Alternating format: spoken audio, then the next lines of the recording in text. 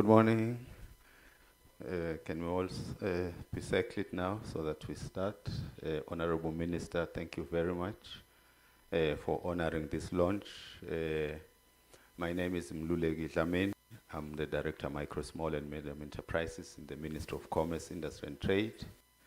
We are partnering with the Ministry of Finance, particularly the Center for Financial Inclusion, on this project, which is a blended FinScope MSME survey of Eswatini 2023.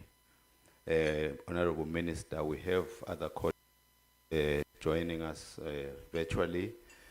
Tax Secretariat, UNTP, FinMark Trust, and also colleagues from AFI, which is the Alliance for Financial Inclusion. This morning, Honorable Minister, we will be launching the findings of the survey and we'll also get a presentation in terms of what were the findings during this exercise. Before we can proceed, can I request Prudence to come and open with a word of prayer for us this morning?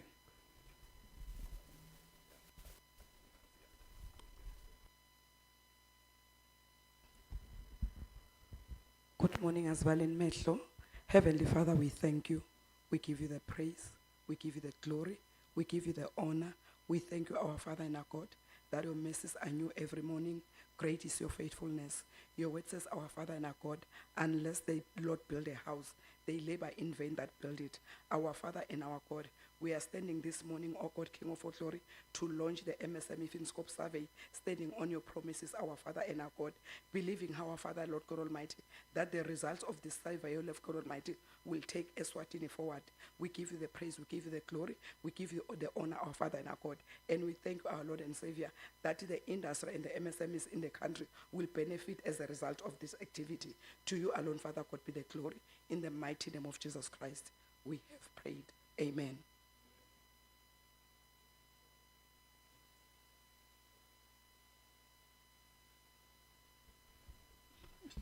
Thank you very much, Prudence. We proceed with our program this morning.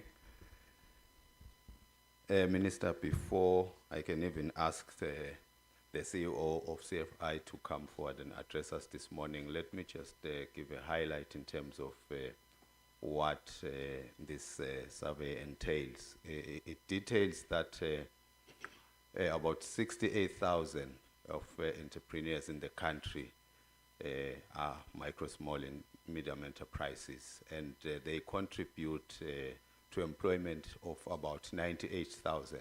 So you can see that they contribute a quarter of the workforce in the country, and they have a potential of contributing about 50% of our GDP. So basically it shows that this sector is very significant in terms of their contribution and importance to the economy of Eswatini. More details will come through as we continue with the presentation. At this stage, can I ask the CEO of CFI to come forward and address us? Thank you.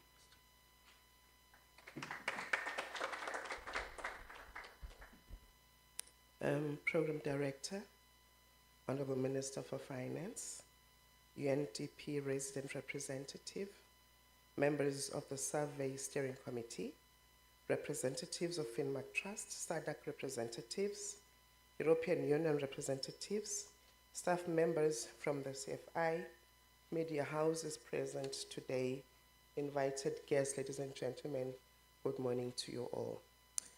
Now, my task is just to share what's this, why we're here today. We are here, Honorable Minister, to appreciate the results of the survey and also to map a way forward. We said to ourselves, let's not just make it a survey we launch, but let's then do a deep dive and come up with responses to the findings of the survey. So it is with great pleasure that I welcome you all to this significant occasion. Today marks the launch of the blended FinScope MSME Survey Eswatini 2023 findings. We gather here not just to celebrate the completion of the survey, but to delve into the valuable insights it provides Micro, small, and medium enterprises are the backbone of our economy. They account for a substantial portion of employment and contribute significantly to innovation and economic growth. Yet, despite their vital role, many of these enterprises face challenges in accessing financial services. It is our collective responsibility to ensure that they thrive and ultimately strengthen our economy. Today, we are not merely presenting data. We are unveiling a story that reflects the experiences of countless MSMEs across our nation, a story that reveals the barriers they face in accessing financial resources, a story that highlights the opportunities that lie ahead if we choose to listen and act. As we embark on this journey together, I would like to outline the objectives of the event. Firstly and foremost, we aim to disseminate the findings of the survey. This data is not just numbers on a page. It represents the voices of business owners, the struggles they endure, and the aspirations they hold. By sharing this information, we hope to create a clearer picture of the current state of financial inclusion for MSMEs. Secondly, we aim to foster dialogue. Today is an opportunity for us to engage with one another. Let us discuss the implications of these findings. Let us explore how they can work together to address the challenges identified in the survey. Your insights and experiences are invaluable as we seek to craft solutions that will improve access to finance for MSMEs. Lastly, we wish to inspire action. The findings of the survey should serve as a call to action for all stakeholders involved.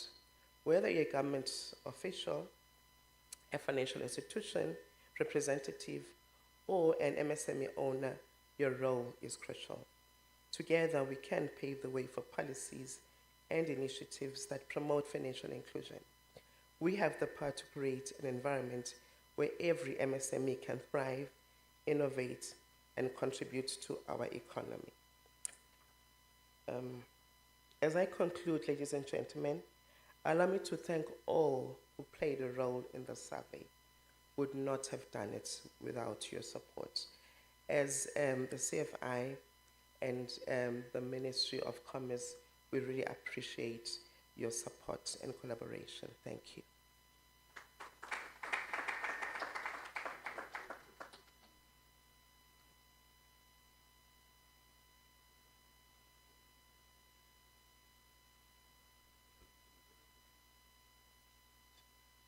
Thank you very much, CEO, for that, for those remarks. At this point, I will request or invite the SADC Secretariat to make remarks. I understand they are joining us virtually. They are ready. Okay. Please proceed, representative of SADC Secretariat.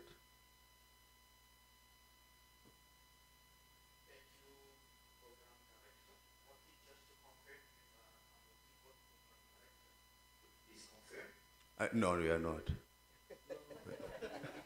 But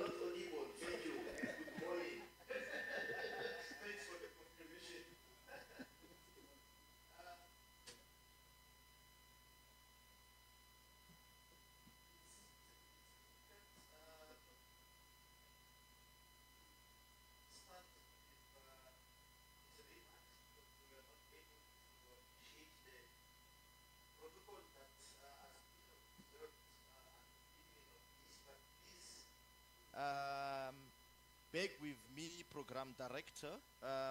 For us attending virtually at the beginning, there was no audio. So may I please proceed with saying that all protocols observed, and I wish to build on the protocol that has been observed since the beginning of this launch. Very good morning to everyone.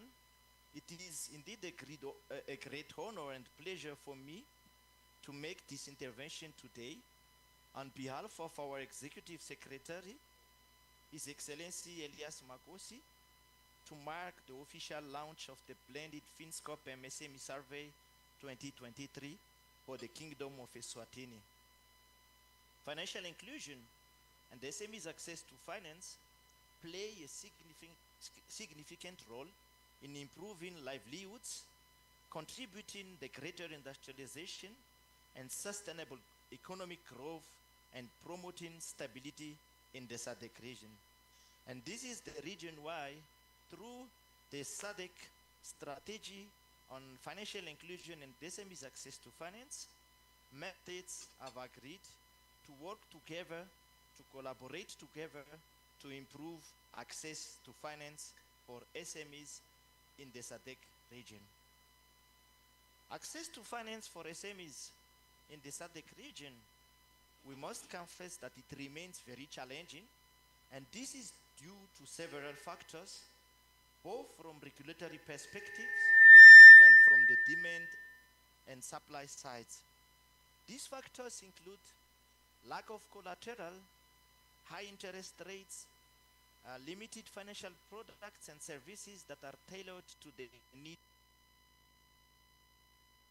We believe that as MSME financial inclusion policies coming from such undertaking like today's event, MSME FinScope survey, can strengthen the resilience and growth of the MSME sector in the region, and in particular in the Kingdom of Eswatini.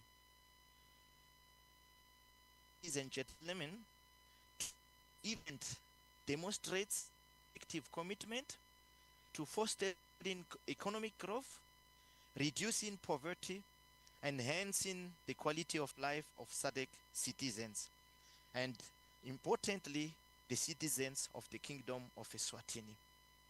We commend the dedicated commitment and passion of the steering committee and all the institutions and individuals in driving and contributing both at technical and policy levels in the execution of this assignment. Without your support and dedication, we would not have reached this critical but transformative stage. Indeed, just to confirm and to report that SADC Secretariat, through the CBE program, assisted a total of 4 member states on the implementation of their FinScope surveys.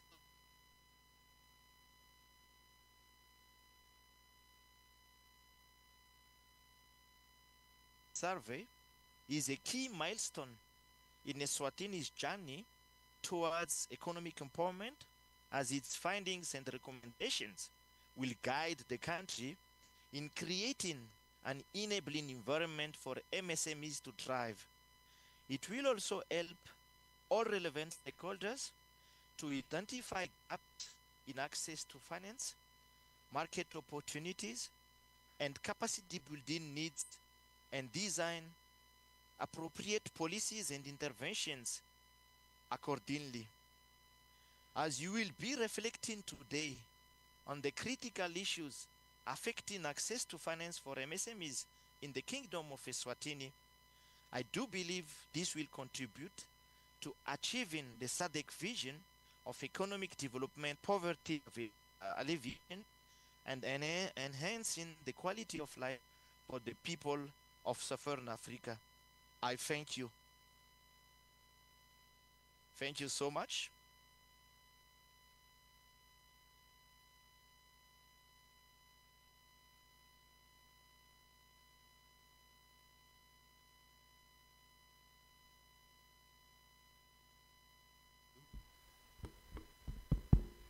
Thank you very much, Rando, for that presentation. What we'll do now, we'll proceed to get Finmark Trust. They are also joining us virtually. We've got Mr. Brandon Pierce. Please proceed.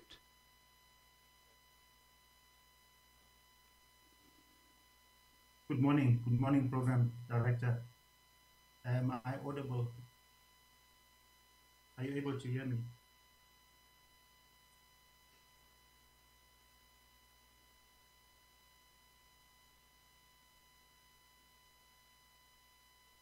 Good morning, Program Director. Are you able to hear me?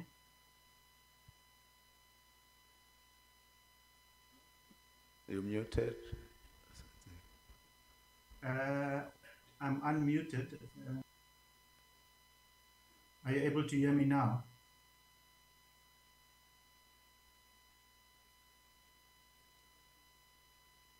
Are you able to hear me?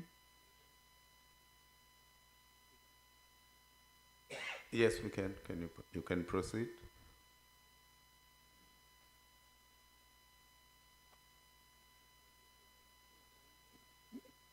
We can't hear you now. Please unmute Brendan.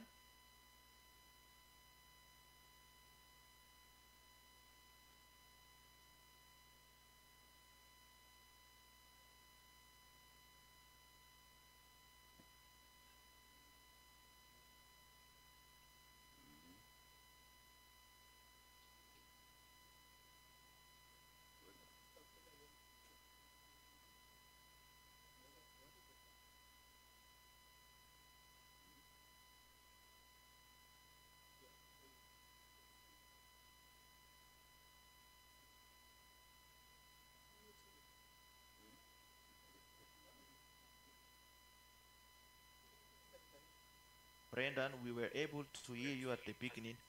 Are you able to hear me now? It's okay now. Yes. The technology. You are Present with connected. you. Can you hear me? Yes, we can.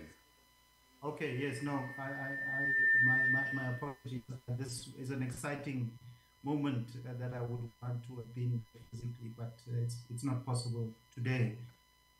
So thank you very much. I think all protocol observed. Honorable Minister, if you are there, senior government officials, SADC representative. Yeah, as I say, it's a privilege to be part of the launch of the SMME survey, which was collected, data was collected in 2023.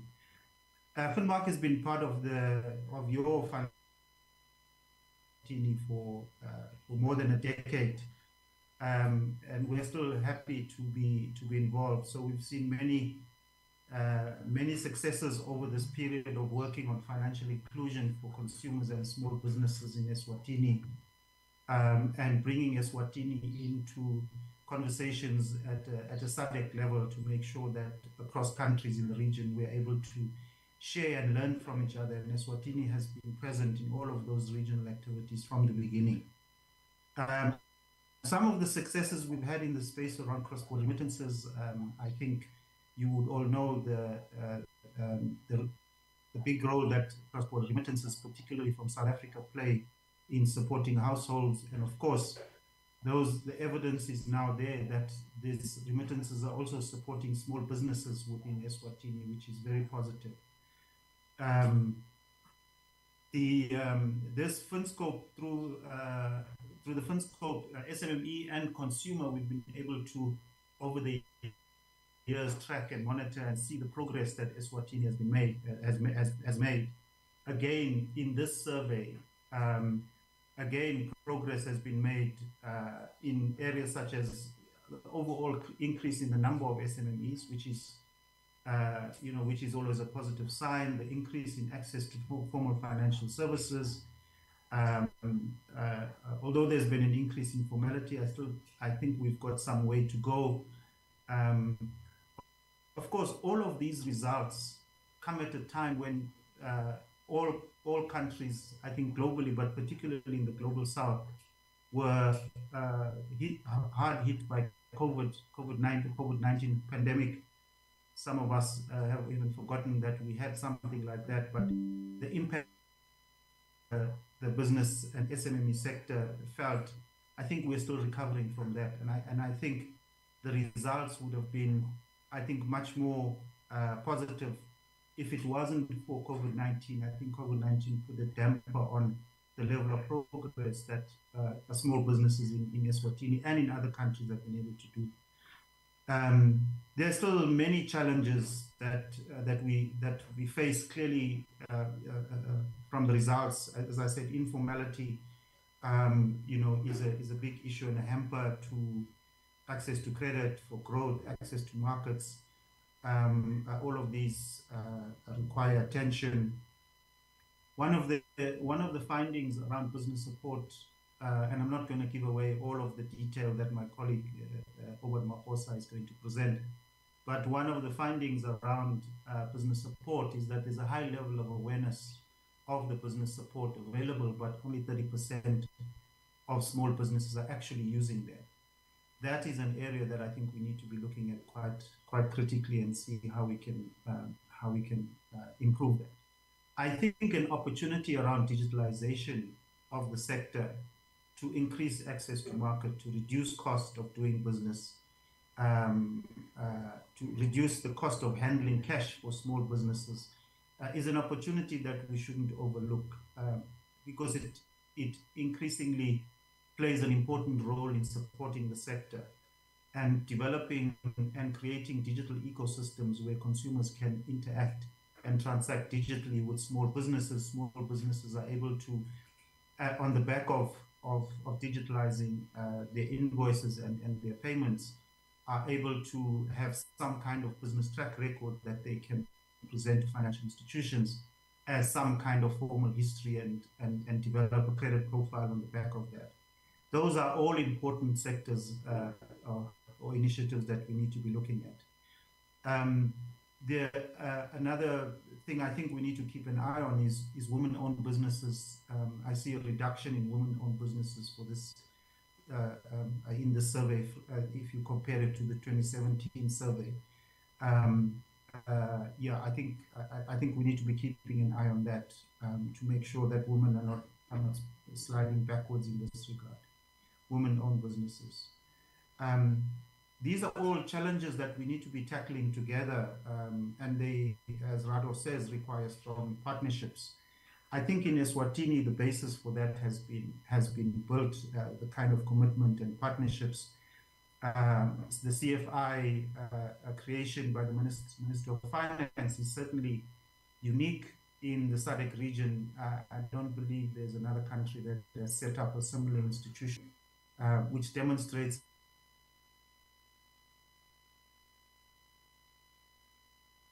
with the CFI and we commit to continue to do that going forward. I think Eswatini, over the years, over more than a decade of working in Eswatini, we've seen an increased attention and focus on financial inclusion, which is very positive. Also, Eswatini, you would notice, and my colleague will explain, the change in methodology from 2017 to the survey. Eswatini, the results of 2017 must really look at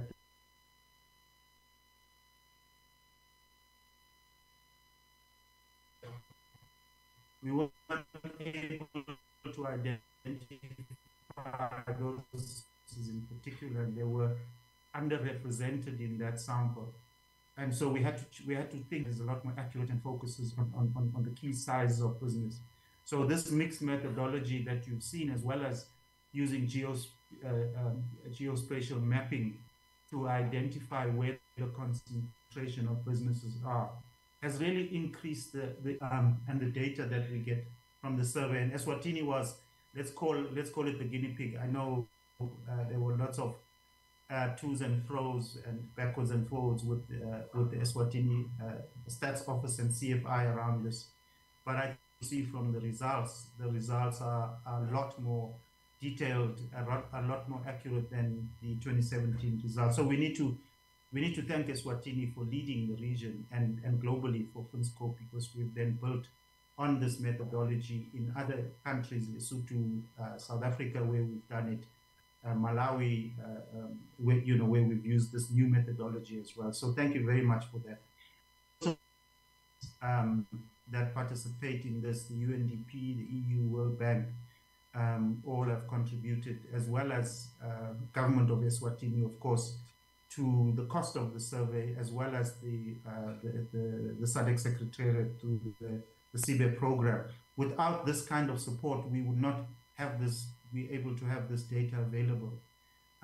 So I think we need to thank them for that. Program Director, those are my remarks. Thank you very much, and congratulations on the launch of the 2023 SMME FinScope survey. Thank you very much.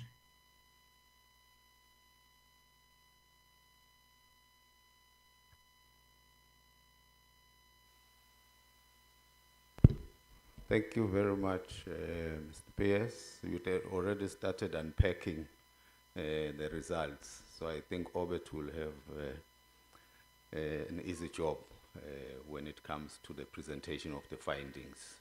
And I think you did touch on quite a number of issues in terms of women inclusion in MSME activities and also the youth as well.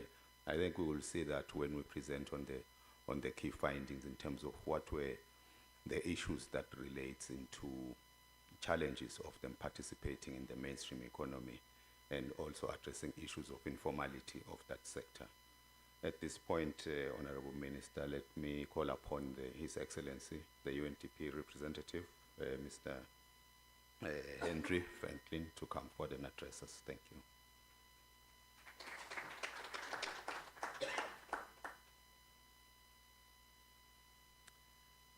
Program Director, Minister of Finance, Honorable Neil Reichenberg, Principal Secretary, Mr. Vusi Lamini, represented by the Director of PU, Ms. Busangeni Mkalifi, Chief Executive Officer, Center for Financial Inclusion, Ms. Sikalele Lamini, CEO of Finmark Trust, Mr. Branda Pierce, representative of the SADC Secretariat, EU colleagues, UN colleagues, ladies and gentlemen, members of the media, senior government officials, Sani Bonani.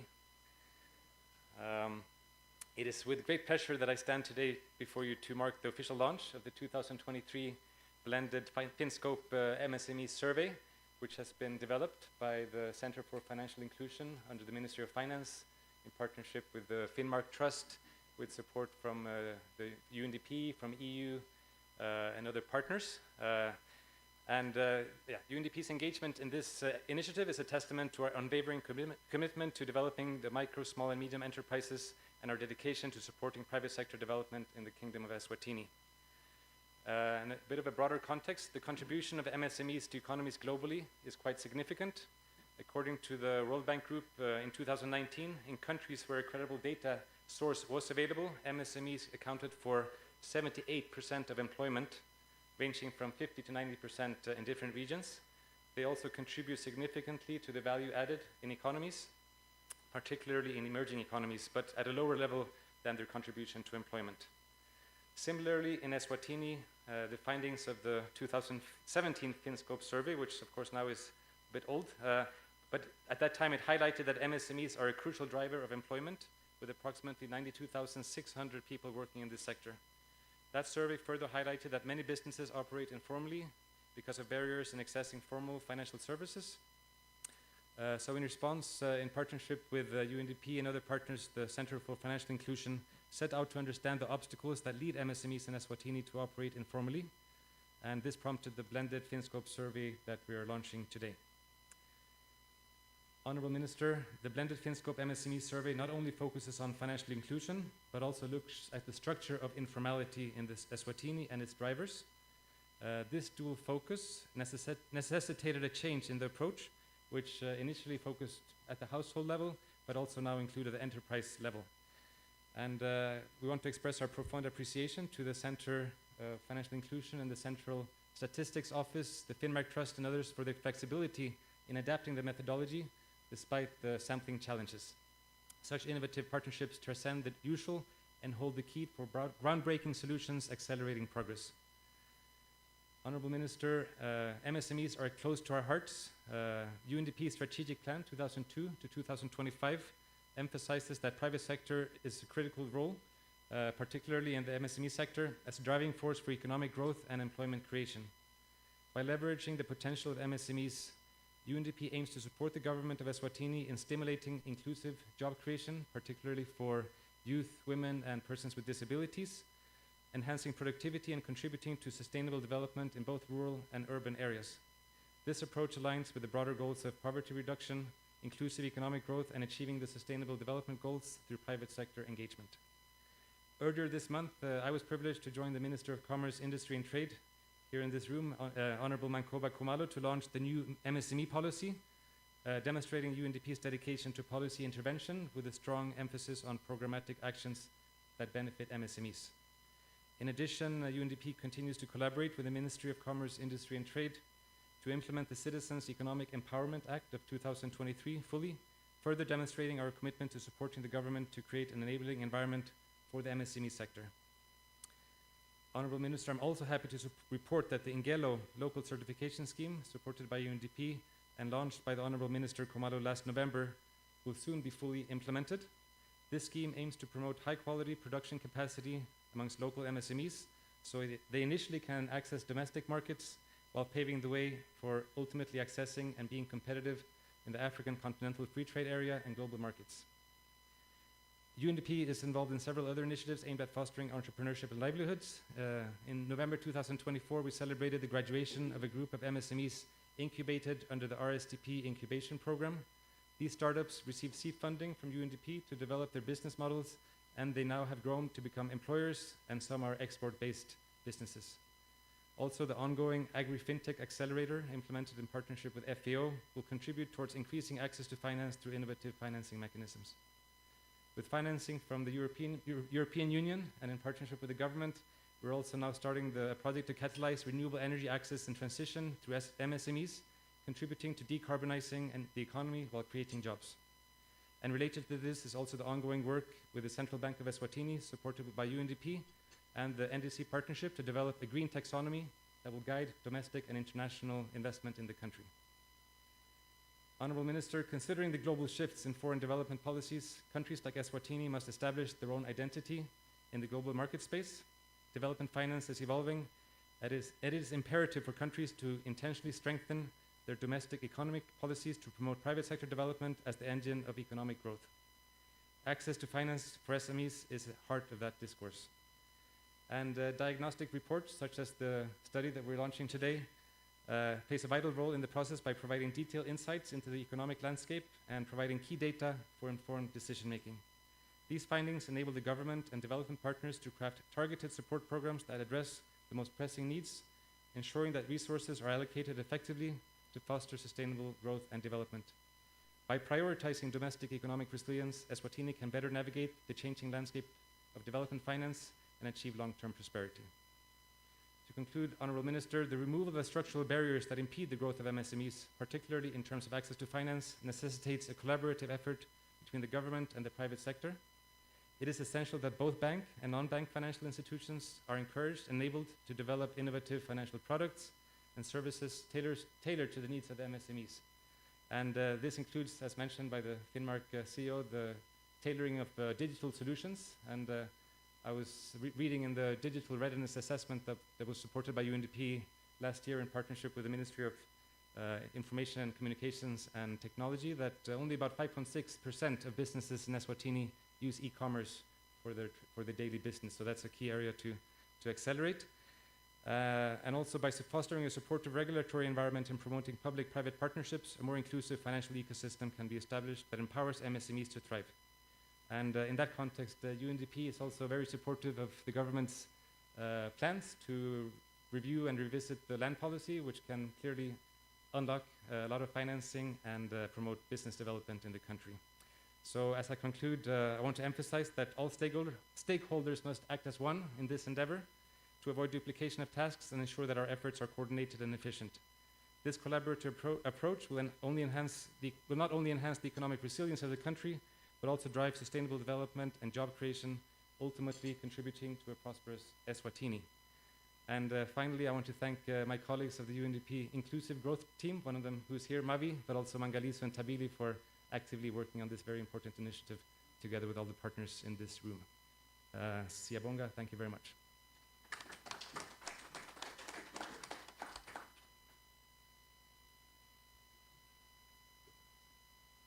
Thank you very much, Your Excellency. At this point, can I call upon the Acting PS, Director PEU, to come and introduce the Honorable Minister. Thank you.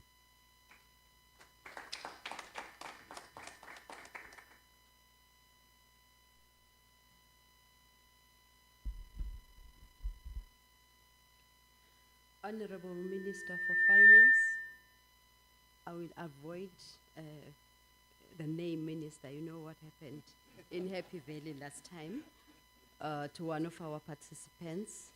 The UNDP representatives, external partners present here today, the Chief Financial Officer, Ms. Sizagele Dlamini, captains of industry present here today, ladies and gentlemen, good morning to you all. I think mine is just a very short and brief and very easy assignment, just to introduce the Honorable Minister. Before I can call the Honorable Minister to podium, I'll just take this opportunity to thank the CEO and the partners for this very important survey, more especially to our SMEs in the country. Honorable Minister, this is a very important sector for our economic growth. I think in the latter years, government wasn't paying much attention.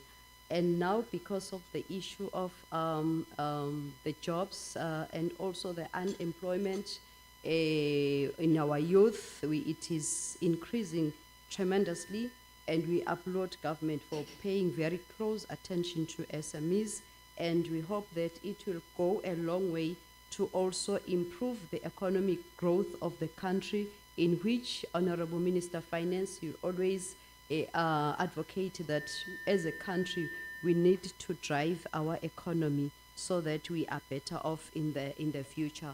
One of our speakers spoke about the issue of technology.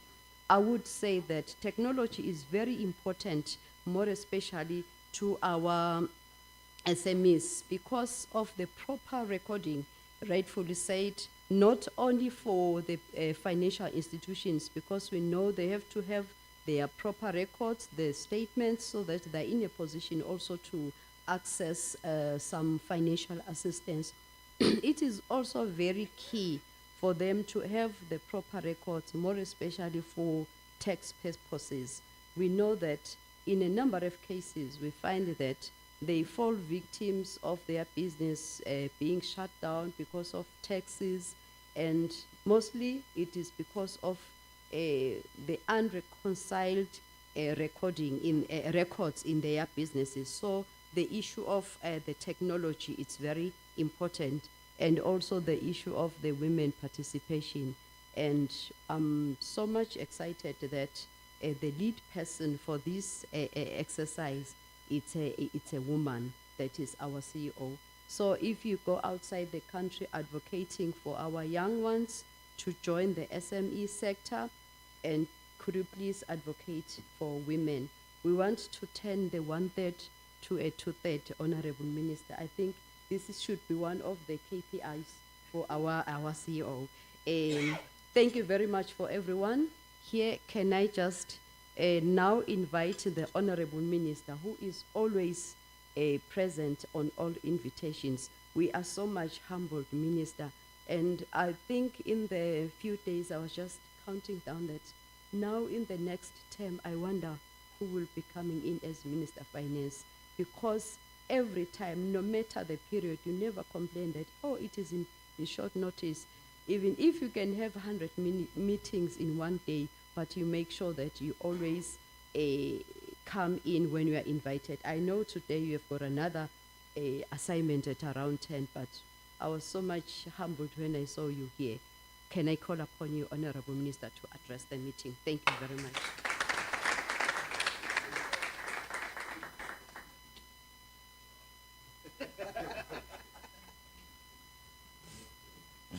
Not sure about all the standing business.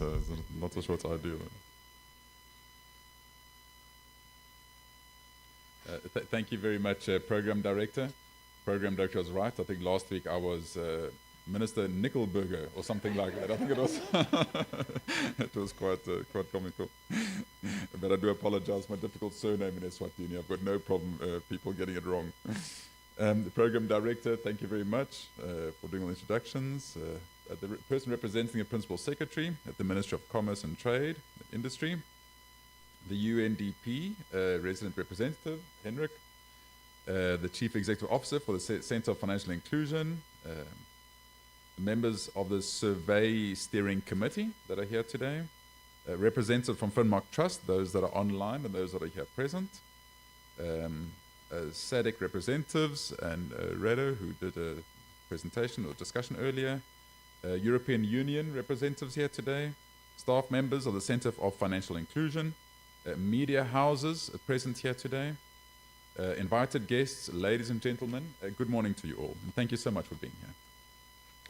On behalf of the Ministry of Finance, we welcome all in attendance today to the special day marking the official launch and dissemination of the official findings and report of the blended FinScope MSME Survey 2023. We also wish to warmly welcome those who are joining us virtually.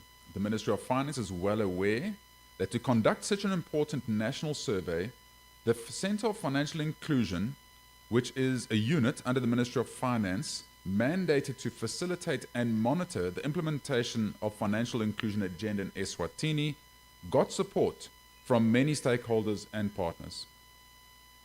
We want to express our gratification to all organizations that are part of the Survey Steering Committee, which have contributed so immensely from survey conception, survey design, training of the data collection teams, survey tool testing, and the survey itself. We also want to thank the UNDP's Eswatini office, SADC, and the European Union for their financial support towards this survey.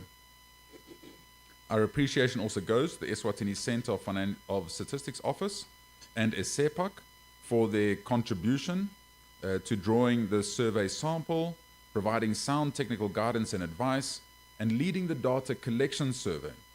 Most importantly, we wish to thank all MSMEs who agreed to be interviewed and provided the much needed information to complete the survey.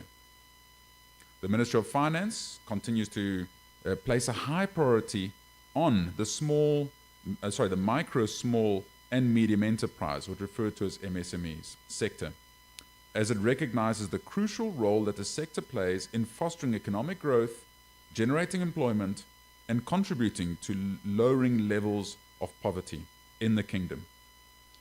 The National Financial Inclusion Strategy from 2023 to 2028 identifies MSMEs as a priority area for financial inclusion initiatives, given the significant contribution the sector makes towards economic growth. However, despite their importance, many of their businesses face challenges in accessing financial services, which is so needed to facilitate the growth of the business. We are hopeful that the survey findings that we are launching here today will indeed provide us with critical insights into the current state of financial inclusion for MSMEs, identifying gaps and opportunities that we must address going forward. Ladies and gentlemen, let me summarize the objectives of the important national survey. First of all, to assess the size and scope of MSMEs in Eswatini. Secondly, it was to describe the levels and landscape of access to financial products and services, both formal and informal, as well as track the level of financial access since 2017. Thirdly, it was to identify the most binding constraints to MSMEs development and growth, with a focus on access to financial services and products. And fourthly, to identify the drivers and barriers to financial access for MSMEs. I'm pleased to report, ladies and gentlemen, that we have been reliably informed that the study was indeed able to meet all the objectives set at the beginning of the survey. Now let us turn our attention to the findings of the survey.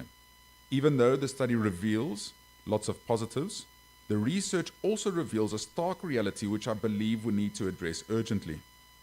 Similar to the findings of the first study we conducted to assess the financial inclusion status of our MSMEs in 2017, over 75% of our MSMEs are still in an informal state. Secondly, there was a significant decline in the number of MSMEs that are using banking services.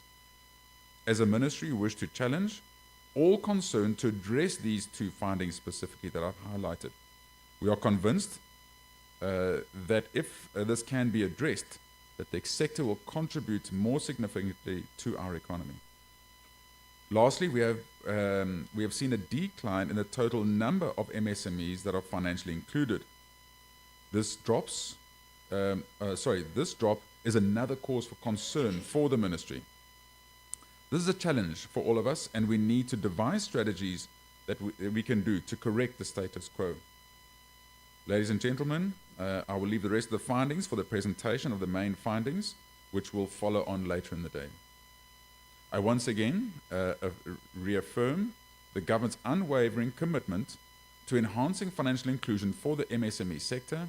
This commitment is not merely a narrative, but it's backed by actionable measures as presented in the National Financial Inclusion Strategy 2023 to 2028. Ladies and gentlemen, as I conclude, I want to urge all who provided different services to MSMEs to take advantage of the renewed MSME database that represents the experiences, wishes, and desires of our MSMEs. Take advantage of the data set to fashion affordable and appropriate products that will suit the needs of our MSMEs. As we move forward from today, let us commit ourselves to taking the appropriate action based on the insights gained from the study. Let us foster collaboration among stakeholders, advocate for policy changes, and invest in initiatives that prioritize MSMEs' financial inclusion. Together, we can create a landscape where every entrepreneur, regardless of the size of their business, has the opportunity to access the financial services that they need to succeed. In conclusion, the launch of these study findings is not just an event, it's a call to action. It's an opportunity for us to reflect on the challenges that our MSMEs face, to mobilize our collective resources and efforts towards building a more inclusive financial ecosystem. Let us rise to the occasion and ensure that no entrepreneur is left behind. Let us work together to turn potential into reality and dreams into achievements of our MSMEs. Ladies and gentlemen, it gives me great pleasure to declare the findings of the blended FinScope MSME Survey Eswatini 2023 officially launched. I thank you. I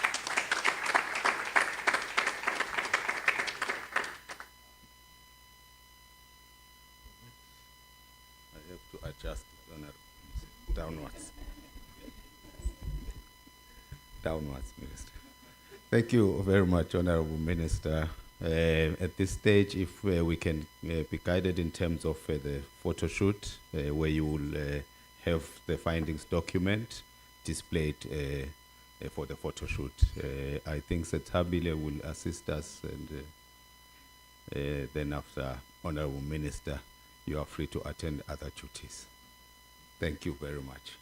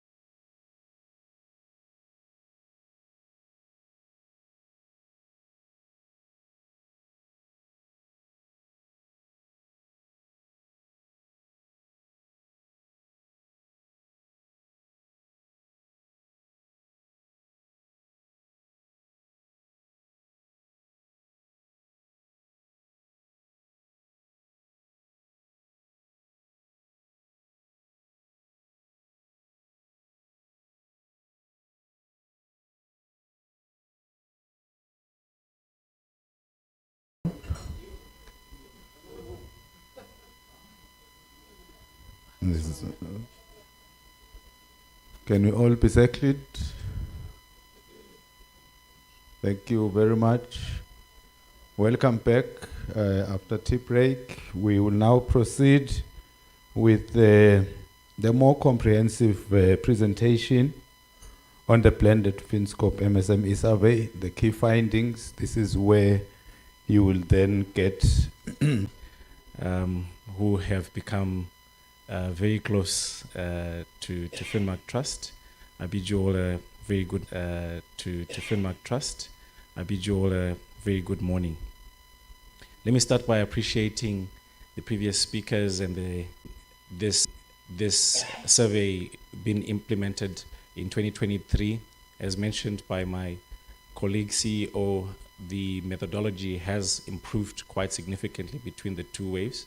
So as we delve into this survey findings, we will find some gems in terms of what is really happening within the sector, especially with the understanding of the global landscape and the economy in Eswatini having shifted, and the shocks that have happened, such as COVID-19.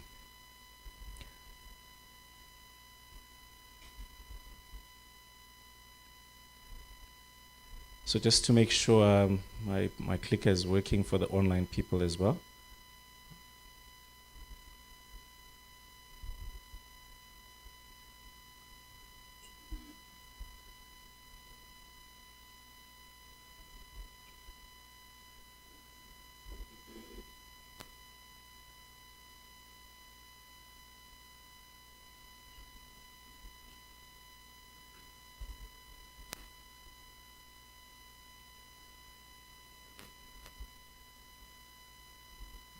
Is it moving?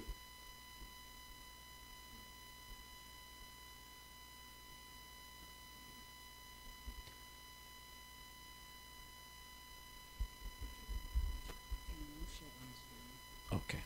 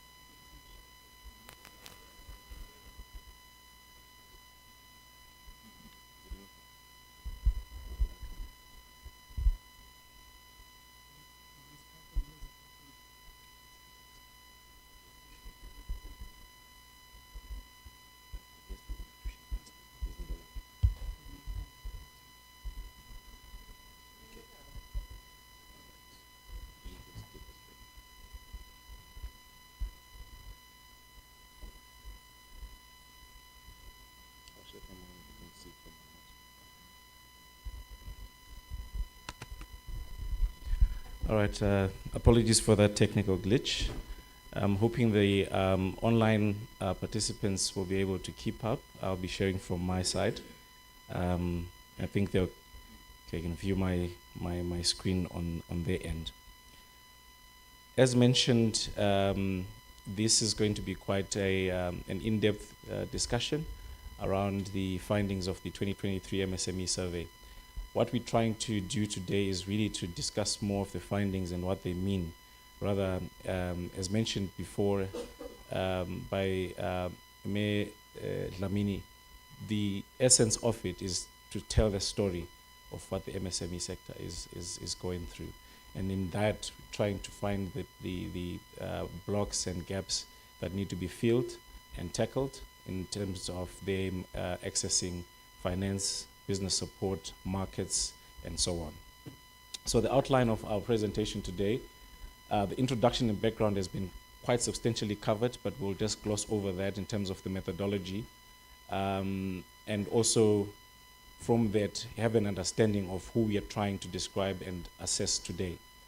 Moreover, from that, we will then get into the findings of understanding the business support and the impact of business shocks and support system around that, and also look at the broader access to financial services. And we will then have that, an overview of what the recommendations and what implications are there for the various stakeholders, particularly seated in this room today. As mentioned, this has been a collaborative process between various bodies and stakeholders from public sector, private sector, the donor community, and civil society. What we aim today, is to also embrace that partnership and the harmonization of efforts around, enhancing MSME growth and development. What we aim to do is to also handhold each other in terms of our programmatic work, centered around a common purpose for MSME development. So this is to also thank the members that have been quite hands-on with embracing the methodology and ensuring that it's customized for Eswatini. I think when I heard the remarks from the country representative this morning, he greeted you all Tisani Monani. So this is some of the gems that the Eswatini community has really put forward in the SADC region in allowing methodology, even people, to be customized and become Swati. So with that, the steering committee of all these bodies, the donors, the EU, the UNDP, the government of Eswatini, that made this possible, as well as the key people, the business owners themselves that availed their time to sit with the enumerators, and of course the hard work that had been put in by the enumerators from the ESAPAC. This is all to congratulate you, and all those efforts and insights and many days and hours of constant nagging from our side to get your inputs and guidance on these critical aspects of the survey is very much appreciated. As we see, there were three main phases: the design, the implementation, and today we've officially launched the findings. And key to that, and the guidance that the Honorable Minister has mentioned, is that we had key objectives set in this particular survey, and all of which he has remarked have been met. So I will not go through all of these, as we will see throughout the deck. We'll be looking at the size and scope of the MSME sector, looking at the access to finance, formal and informal, what are the barriers, what are the drivers, what has changed within the landscape of financial products and services. We will also be looking at the binding constraints in terms of MSME growth, access to markets, business support. We talked about technology earlier on, so part of these gems are all embedded in the objectives of the 2023 survey. And this is also a follow-up survey to the 2017, of which the same objectives were set for the 2017. So this is indeed a tracking survey that aims to see what the changes are between the two time periods. With regards to the methodology, as mentioned by my colleague Brendan earlier, there has been a significant improvement in terms of how we want to understand, guided by the same objectives, how are we sizing the size and scope of the MSME sector. Critical to this point is the lack of a central database that has every list of any MSME. Particularly the problem emanates from the informal MSME sector, where a lot of our micro and individual entrepreneurs are operating in. So there is very little data a database that one can draw a sample from. So we had to really think what is the best method in terms of establishing a sampling frame from which to sample from. So this is where the geospatial aspect comes in. But in terms of our sample universe, it really didn't change from 2017. We still wanted to identify micro and small and medium enterprise owners to be the respondent profile. Those are aged 18 and above, living in both rural and urban, both female and male.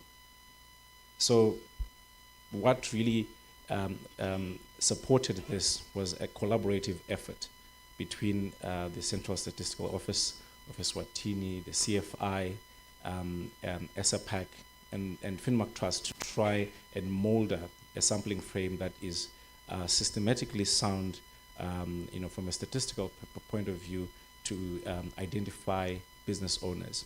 So critically, there are two different methodologies that have been used between 2017 and 2023.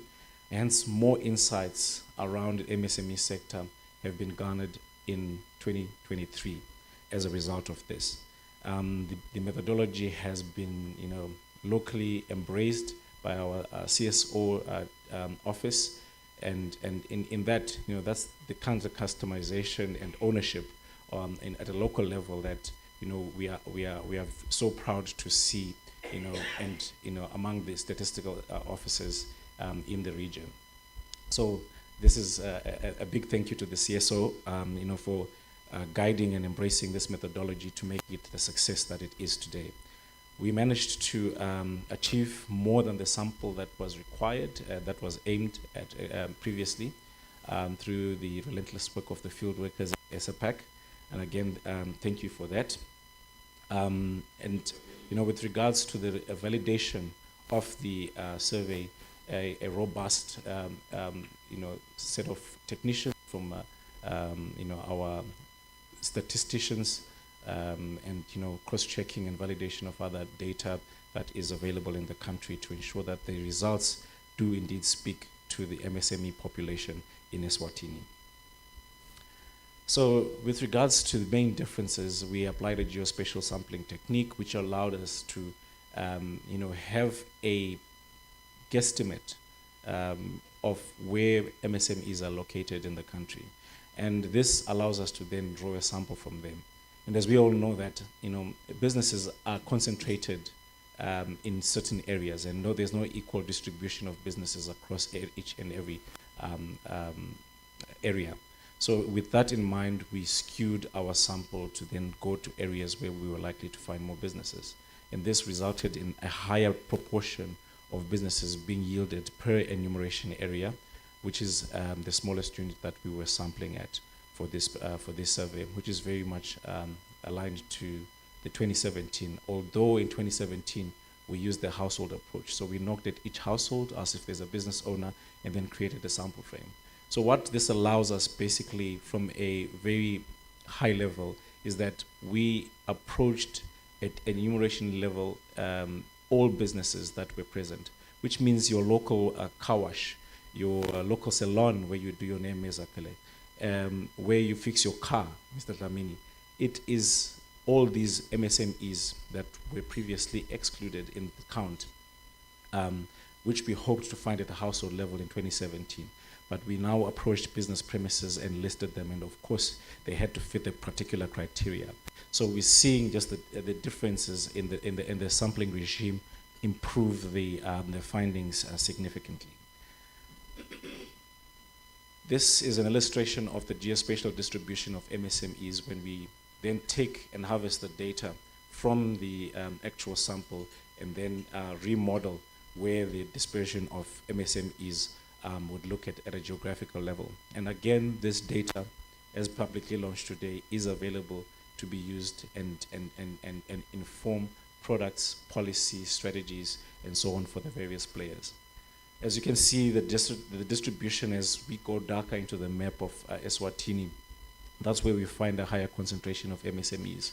And this is really located around mostly your Manzini area. When we look at the borders, that's where we see a lot of density, a higher density or a higher population of MSMEs. We see in some areas that are white, those are probably areas that are marked for as national parks and or reserved for military and so on. But in essence, we now get a really broad and a deepened understanding of what of where our MSMEs are located, and in each of these parcels, from a geospatial perspective, you can then pinpoint the level of financial access. You can then pinpoint the types of MSMEs you are likely to find, which is quite informational from a policy as well as product perspective for the private sector. Now, in terms of the definition of MSMEs, again, being a difference in terms of methodology to 2017, based on the new or the updated or revised MSME, National MSME Policy, at that time, I think it was still a draft stage, but basically these same definitions are in the final 2024-2029 MSME policy version. And it really goes to show that, you know, the part of the objectives that we set in trying to have a survey that speaks to policy and having policy be evidence-based is resulting in these particular changes. We see that the bands of the employees have also been informed by the previous 2017 survey, which was quite, which is something that we want to see as the dialogue continues. And at some point, we might be getting a medium enterprise and saying it's a cutoff of 80 employees or 100 as things go on. But again, this is centered around the findings of what the actual, what is actually happening on the ground in terms of the MSME landscape. So again, we followed a similar approach where we used the number of employees only. 3 assets registered in the name of the business become more and more common. But for the bulk of the sector, especially when you're looking at your first category of individual entrepreneurs, and those are what you might call your sole proprietor, your one-man business show, the value of asset criteria quickly falls away because most of that, you know, it is actually owned at a personal level, and there's that no distinction in liability between the owner and the business enterprise.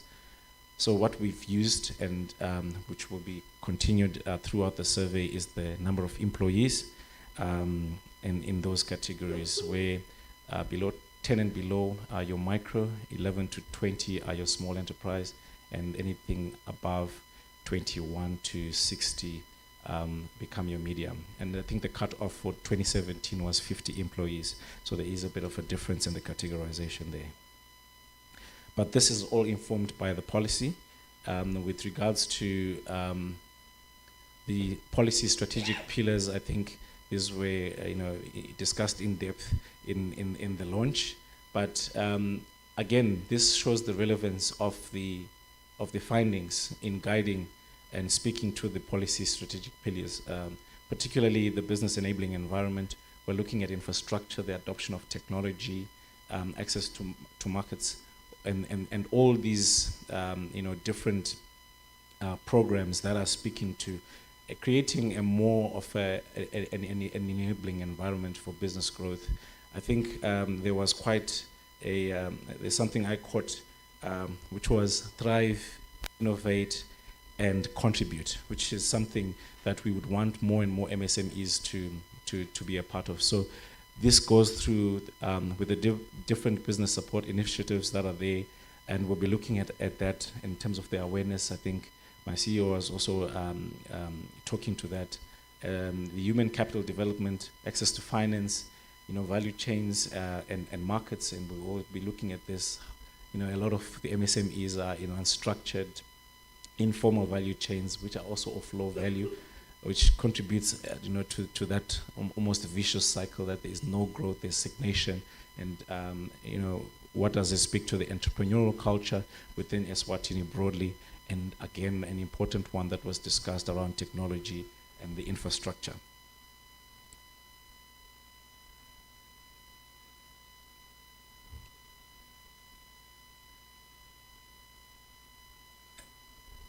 So I'm not sure if it's stuck. Great. Lastly, I think the important part to you know, to any survey, to any census, to any data generally, is to identify part of the limitations and gaps. And of course, this is a perception survey. We were interviewing business owners, but no financial records and you know, proof of ownership was asked. It's generally under the good goodwill to participate and be part of a bigger, a bigger dialogue. We also follow the CSO guidelines in terms of interviewing protocol, incentivization, and things like that were not offered. So this is purely from the kind-heartedness of participants in terms of engaging us on the survey. And of course, survey errors will exist, biases, but applying globally acknowledged statistical regimes, we correct for these biases to ensure the data is of good quality and sound statistical significance. And of course, I've discussed this, in terms of the differences in methodology between 2023 and 2017. There will be key differences, for instance, the sizing of the sector. Also, in terms of identifying the business owners, we intentionally tried to interview more small and medium enterprises because these are always represented in our sample. We have an influx of individual entrepreneurs. In fact, we reached data saturation quite quick. So we try to skew the sample towards your small and medium enterprises to gain more understanding on their business environment. So with regards to the comparison to 2017, it's only limited to key variables at a national level. The sectoral analysis for this particular survey is possible. It's only for the tourism that the number of willing participants was really below the statistical number that we would have wished for. But all else is really possible to analyze. So with that, we refresher on the what the methodology, the background of the survey. We will come into the business and what the findings are for 2023. As already been mentioned, we have a higher population of business owners in 2023 compared to 2017.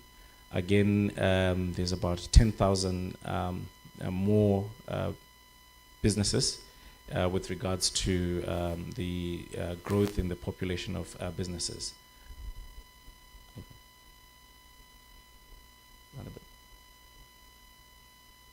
Okay, just one moment. Apologies, colleagues. We wanted to first acknowledge those that are online and to request that because we're going chapter by chapter, we are of the view that if you have comments, please, now that we're done with the methodology, if there are questions and comments, we felt it would be proper for them to be raised before we move on to the next chapter. Same as those that are online, so that we don't get lost because it's quite a lengthy presentation. I don't know if there are comments now or questions before we move on to. None. Okay, we're all good. Okay, proceed, Mamas. Thank you, Mr. Manyati. Right, in terms of our findings, I think this one has been discussed quite broadly from even the launch of the MSME policy of 2024-2029. It was elaborated quite well that there has been an increase in the number or the population of MSMEs in the country. This may be also a methodological improvement that we have got a better lens in terms of identifying MSMEs currently. But basically, this shows that we're also able to identify those MSMEs that are household based, which means your farmers, or those businesses that are based at the homestead level, and those that are business premise. So what we mean by business premise, as I've explained earlier, your structured shops, your workshops, places of commerce. So this allows us, to if there is a segmentation required, and also looking at the different constraints, which allows us to really analyze if we wanted to separate households from those that are operating at a premise, and what are the different challenges. We might find that those at a premise have got actually higher access to amenities such as your energy and water. Or it might be a regulation issue where they have to actually conduct their operations at a premise. In terms of the size and scope, from those 68,000 business owners, they employ just over 90,000 employees. We find that about 45,000 of these are full-time employees. It's quite interesting that half of this, just about half of the 67,000, 49% to be exact, they regard themselves as employee of the business, which is quite low, because in countries like Lesotho, that's over 9 in 10 businesses, business owners that regard themselves as employees of the business. So it's interesting because about 50% of business owners regard themselves as a shareholder of the business, and they're not employed by that particular business. Moving on to the ownership, we see there's about a third of business owners that own more than one MSME. So the total population of MSMEs is around 94,000, owned by 68,000 MSME owners. So it's common, with people, to have more than one. Either they vertically grow or integrate into the same chain of into the same business line, or horizontally grow their business in order to either maintain a good supply into their current business, or actually just to diversify their portfolio in terms of the shocks that could affect the business. We see there's an estimated monthly turnover of about 1.2 billion within the sector, and that's emalangeni, and which translates to about 68 million on a month-to-month basis within the sector. So again, on around turnover, there are actually no business financials that have been requested. So these, this is what was gained from the survey, but it gives us a really good understanding of how the sector is performing from a turnover and profitability perspective, which we'll come to in just a moment. With regards to size, as mentioned earlier, there are different approaches that were used between 2017 and 2023. As mentioned, the cap in 2017 was 50 employees. This was increased and is reflective of the new policy. Now it's about 60 employees. Evidently, there is, if we're going to use the old methodology, which is on this part, we see that in terms of the size, the proportion of individual entrepreneurs, those without an employee, has stagnated between the 2 years. But this is also bearing in mind that it's 75% of 57,000 in 2017 and 75% of 68,000 in 2023. So even in that old, if we used to use a cap of 50 employees in the categories therein, we would still see a similar, would still see a rise in the number of individual entrepreneurs, which means maybe the sector is growing, and especially at that base level. And I think it's where people start at a startup phase, and they're informal, they start pursuing that entrepreneurship or business venture. If we looked at the new methodology, we see that, if we appraise the 2017 to fit the categories of the current measurement, we see that there is a slight decrease in the proportion, but in terms of the numbers, this is more or less the same in the absolute number. We see an increase in the proportion of small, and in terms of your medium, it's still at 1% in both years. In terms of male-female proportions, in terms of owning businesses, by and large, 3 in 5 businesses in the MSME sector are led by women, which is actually decreased between the 2 years.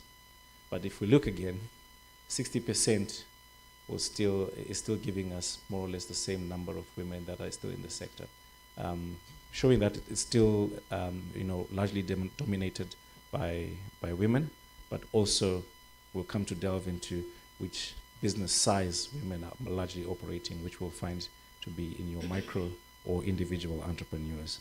We still have a low youth uptake with regards to business ownership.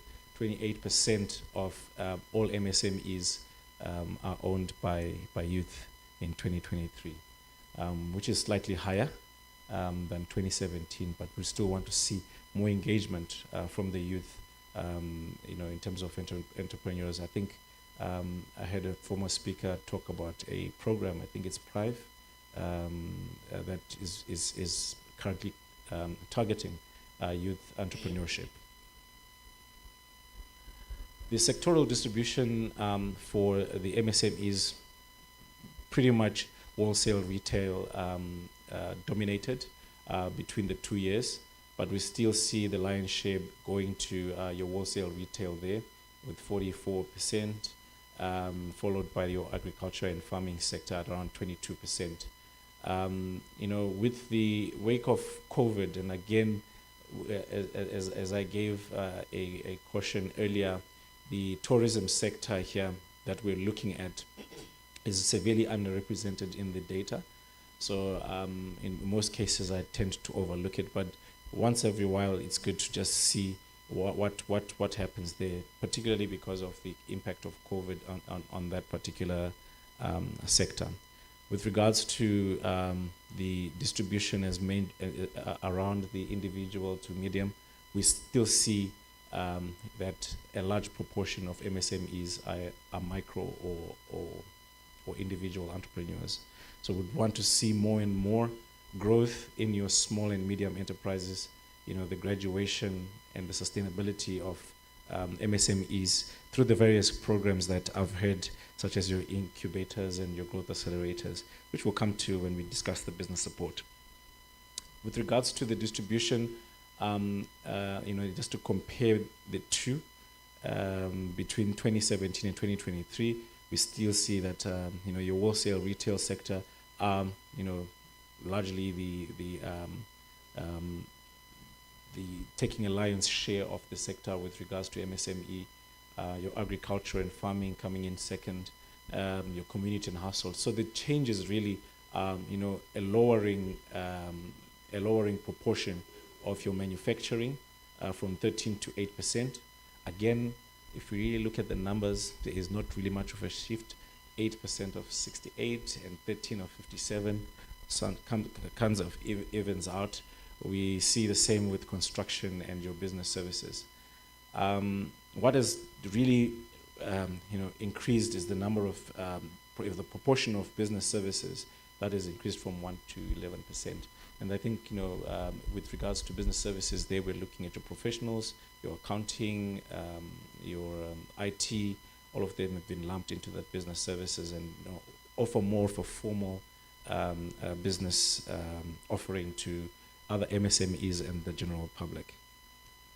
With regards to the location, as mentioned earlier, a larger proportion of your MSMEs are located in your rural areas, and it's not surprising that in Eswatini, a larger proportion is based in Manzini, which is more of a commercial hub. And this follows a similar distribution to your 2017, where we still find more MSMEs are in your Hoho, Lubombo, and lastly, Shiselweni regions. A key part of what we really try to understand, and it really impacts every other initiative around access to infrastructure, access to markets, high value chains, and so forth, is the state of formalization. And we define formalization as either a business being registered or licensed with the Ministry of Commerce, Industry and Trade. And as I was taught in our last engagement with the steering committee, a business can be registered, but they still will need a business license to then operate formally. In that, the combination of two for this survey is regarding a business as formal. You can either be licensed and or registered. And the proportion of businesses that are formal in 2023 have risen from 25% in 2017. So this is also likely that we changed our regime. We were going to business premises. If there's a local pharmacist, if there's a local garage that fits the criteria of falling into the MSME definition, it will be included in the sampling frame and likely to be interviewed. So with regards to formality, we're seeing an improvement with the proportion of businesses that are formal at 43%. And I think it's actually probably the highest in the region currently. So, these efforts concerted at a formalization of MSMEs are actually yielding some positive progress in terms of formalization. The registration of businesses is about 30%, and those mostly are occupying your sole proprietor and your private company type of registration. Yeah, we also asked, the drivers and understanding of those that are already registered or, formalized, and what do they perceive are the benefits of registration. So most of it is really driven by compliance. They want to be compliant and avoid the harassment that comes from non-compliance. So if we look at the first two there, these are really speaking to compliance issues, right? You don't want to be found on the wrong side, so you comply. And surprisingly, at lower there, registering a business is, regarded, to only open doors of access to finance by 1 in 10 among those that are registered. So of the 30%, I mean, just 1 in 10 of those businesses regard that if I register my business, I'll have access to finance. So it's not a real, it's not a strong driver to business registration. And again, which is not shown there is the tax issue. It's actually a negligible number of businesses that then say they're registered because they want to pay tax, right? Of course, I think that is a contentious one because again, when we look at the barriers, it's actually very low. People are not avoiding registration or formalization because of tax issues. With regards to the split between the businesses, we see the higher formalization is expected to be around your medium businesses, and this is consistent with 2017. Although in 2017 we find a lower proportion of those that are formal, and almost, in fact, all businesses in the 2023 survey were formal in the small category. So your informality is really around that. It centers around the individual entrepreneurs. Again, with formality, we see there's a lower level of formality among women and those that are based in your rural areas.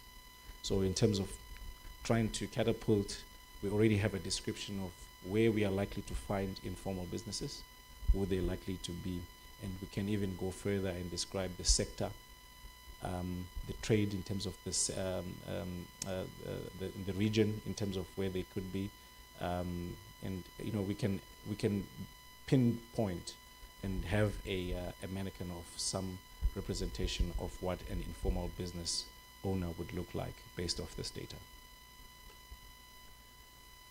In terms of state of formalization by sector, we expected more businesses within particularly the construction services, but again, in terms of formalization, some construction MSMEs may operate informally, but yeah, your leading formal sectors are your business services and wholesale, as well as your community and household. And what we mean by community and household is those that are servicing the community, your transportation business, for your daycares and your landscaping activities, car washes, and so forth. Those that service the community in a broad spectrum of needs. The state of formalization in terms of the barriers, and this is where I was speaking to earlier, that we would have expected that more people or more business owners are not formalizing because of their fear of paying taxes to the SRA. But in fact, as we will see as a common thread in a lot of the things that we'll be discussing around barriers to access to credit, barriers to business support, is the perception of the business owner that the business is too small, right? So we find 75% of our MSMEs are in your individual entrepreneur category, and a large part of those still believe that their businesses is too small either to register or they do not have the funds to register, which is also an attribute of the size of the business, right? Issues around awareness, the benefits, the complications, they do not know. They are all under 10%, but again, it also shows that maybe a sensitization and the awareness around what it is to formalize, the benefits, and again, the benefits of formalization need to be evident in businesses that are formalized, right? There has to be some sort of distinction and not really be a compliance-led benefit, right? To say, I do not want harassment, hence I'm formalized. But there should be the doors. I get access to formal markets and structured. I get more clients. I get more support. I get more access to finance. And those are the real merits that really aid business growth, and not more of the stick of compliance. If you don't comply, then there's an issue there. With regards to those that are informal, it was explored as to whether they'd be willing to formalize their business. And surprisingly, 4 in 5 of those that are not formal were open to the idea of formalizing if they got government support. So the support that is really needed is, firstly, make it free. So this cost issue, I do not have money to register, is quite make it free, I will register my business, or show me or explain the benefits of formalization. So again, the issues around cost and the benefits of actually of registering or formalizing the business need to be more evident and more better communicated or sensitized among the MSME population. Here we're looking at the access to amenities, which is also another strategic key pillar that was that I showed earlier in the MSME policy. Access to amenities, starts from the basic ones. Does the business have access to water? Does it have access to sanitation, electricity, other business documents, technology, and so forth? And this really shows that 4 in 5 have access to water. Around 3/4 of them have access to toilets. High population of MSMEs, 9 in 10 have a cell phone, right? And 68% have access to electricity. So 68% is quite well, it depends on, from a regional perspective, this is actually quite high. It's higher than in Malawi, for instance. And this is the infrastructure issue that was a key pillar in the technology and infrastructure from the MSME policy. But what we see here is a lot of businesses also lack the sophistication in terms of having signage, having business cards, or keeping financial records, or having a written business plan, or keeping budgets, for instance. So the business, business etiquette in terms of running and keeping documentation is quite low, although we have these other amenities that are available to the business in terms of its sophistication. And another key requirement that banks or business support are looking at is really how do we improve business records and budgeting from business, having control accounts and so forth. So we still see that there's still very few businesses that have those types of documentation. When it comes to the use of technology, it's quite important, to differentiate between your basic technology, such as, we saw 92% have access to a cell phone. But now it's to say how are they using or accessing technology for the benefit of their business, either to run it better or to have it be more productive or to improve it, to have employ technologies that allow, cost efficiencies, for example. And again, this speaks to the business sophistication around MSMEs, which is still low. I think in 2017, one of the efforts that we did was to develop a business development measure, which really looks at the sophistication of businesses in Eswatini. The bulk of them fell under the low sophistication, and this is also permeating in 2023, where the use of technology is still low. So despite a high cell phone uptake, we saw 92% there have cell phone access, we still see the use of social media. I think it was in a study that you mentioned with the Ministry of Information, I think 5.6%, yeah? So 5.6% are using e-commerce. And I mean, from broadly, from what we've learned from COVID, if there was anything that could have forced people to digitalize and to trust, online platforms and so forth, it was during that time when we had severe lockdowns. And I think we ran a COVID-19 tracker together with the SAPAC team during COVID in 2021. And it also revealed, people were engaging here and there using WhatsApp as a way to market themselves more aggressively. But we still see that it's quite low. I mean, having only 13% use social media is, from an MSME perspective, is quite low. We still want to see more and more businesses that are online based, and it also goes to the ecosystem around digital payments and digitalization and the acceptance of community on digital products and services. And this is, I think, some of the efforts that are underway with the ministry and CFI on the community digitalization project, which really is trying to surface how MSME traders at the front line. You go to a spaza shop, you go to a tuck shop, you go to fuel. How can you make payment electronically? Can you make orders and you can clear? Are they those third-party clearing facilities or adlers that can actually facilitate those payments quite seamlessly, and also at a good cost? So we see the uptake of POS machines is also quite low, at 1% of MSMEs, and other productive technologies which might improve, such as your inventory, email system. I think communication is quite key for any MSME to operate seamlessly. Those at a lower uptake. So again, what is the landscape? What are the barriers that are affecting businesses from operating more productive?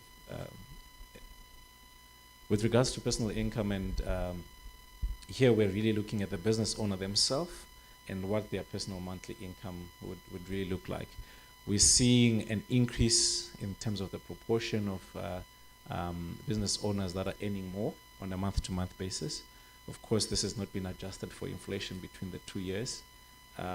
But moreover, this is, we don't have a business owner in 2023 who says they don't have a personal monthly income, which is quite good. I mean, it would be quite worrying to have MSME owners that are not earning anything. But we still see that the bulk of MSME owners in 2023, more than half of them are still earning a monthly income of emalangeni 2.5, which is still low for our MSME sector.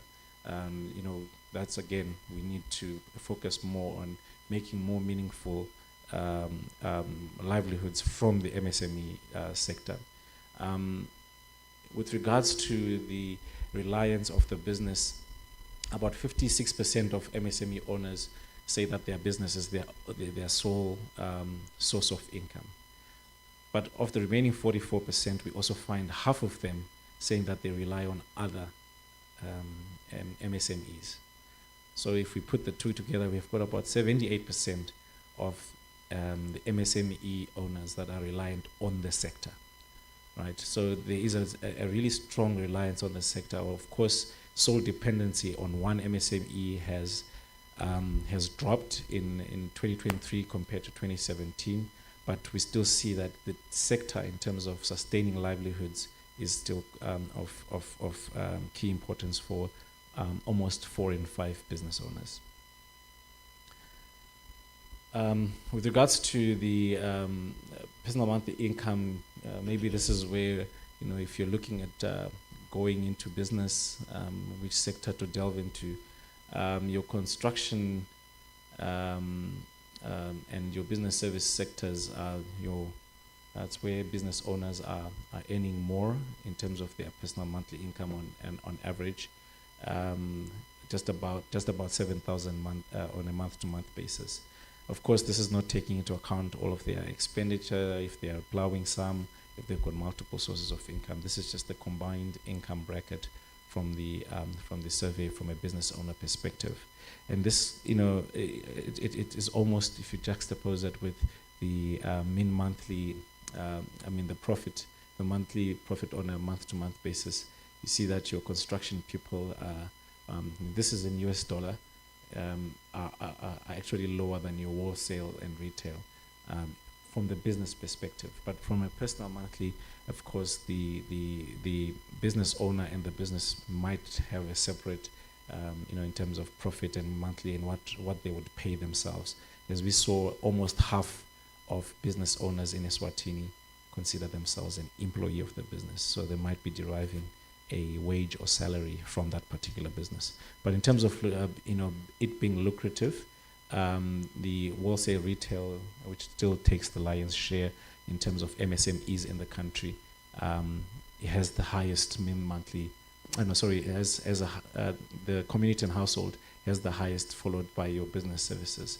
But if we look at the construction, which was, when we're looking at the personal monthly income, it was the highest. Yet in this, it has one of the lowest mean monthly profits from a business perspective. The business life cycle, here we incorporate the number of years the business has been operating. Of course, for those that have once or are engaged in startups and entrepreneurship, businesses change, they go through a life cycle, some die, some, especially during COVID, were forced out, became obsolete, or they just didn't make it in that tough climate. But what we try to illustrate here is the number of businesses that are going into your startup and then are progressing throughout into your mature stages. So your startup is 2 years, for instance, 0 to 2 years. Your growth is 3 to 5. Your established is 6 to 10, and anything above 11 years becomes your mature. We still see an equal proportion with regards to your startup, but this is where the change comes in between the 2 years, between your growth and your mature. So we have a high proportion of or your growth stage businesses, those that are between 3 and 5 years, by 10%.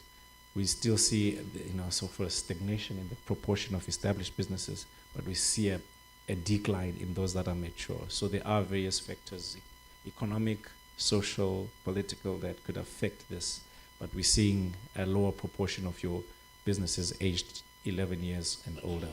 When you come to looking at female ownership across these sectors, 67% of businesses are female owned, and they're in their startup stage, right? So if we're looking at the growth, again, most businesses in there are female-owned. And similarly here within your established, and quite interestingly, which was I found an increase from 2017, was that 3 in 5 businesses are female-owned in your mature stage, which also shows that there's almost a dominance of women in almost all stages, again, bearing in mind that 60% of MSMEs are female-owned. Looking at the access to markets, and this is quite a key one in trying to develop the sector, and previous speakers have already echoed into trying to plug more and more MSMEs into formalized, structured, high-value chains. But what the reality is, when we look broadly, just around 9 or 10% of MSMEs are trading or servicing government or larger businesses. 1 in 5 are trading with other MSMEs, so they service other MSMEs within the sector. 2% export their produce mainly to the neighboring South Africa, and by and large, most of the markets are your walk-in private customers that are being serviced by the sector. So if we look at it from a market perspective, around 6,000, 7,000 MSMEs are really, trading, in those formal, and I would imagine, very structured markets such as your large business and government, and would really want to see more participation of the MSMEs with local procurement and involvement of MSMEs in that market. Broadly looking at it by sector, we still see that your walk-ins are quite common. All 9, 10 businesses or more, depend on or service walk-in or private clients. It makes sense, in your construction that they service other MSMEs or large businesses or government. Tourism, although this is something I wouldn't put too much, because there's about 9 businesses in the sample that we're looking at here.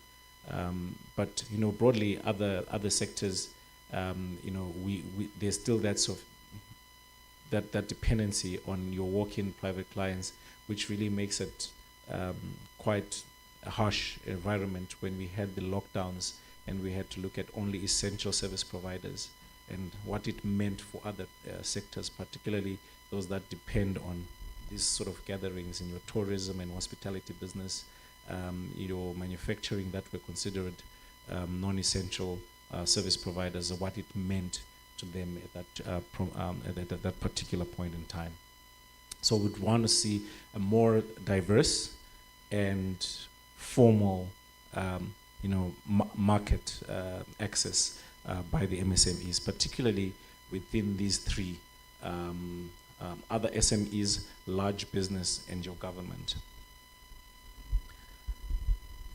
So, there are many determinants of accessing markets, and particularly we have to put ourselves out there as entrepreneurs to know people, to let people know of our product. And one of the limitations that we've found in MSMEs, and this leads to a lower business sophistication model that has been adopted, and the thinking around it is that they are in survival mode. People are just trading and becoming entrepreneurs, or more business owners, particularly because of a lack of formal employment, or an excess of people in the employment pool. But again, we still see that there's a large number of businesses that do not formally put resources to make their business services known. Just 1 in 10 businesses do not market their product, but of those that do, which is a high number, they mostly rely on your word of mouth. You'll be wearing a very nice dress. Where did you get it done? Okay, this is the tailor's number. So they depend on that word of mouth, and client retention. You service your current market well, they will be returning. And again, of those that do, like 25% are using social media. We expect this to be higher with the likes of WhatsApp for Business, Instagram, and TikTok, and all of that, which are really social platforms, but places in which people can actually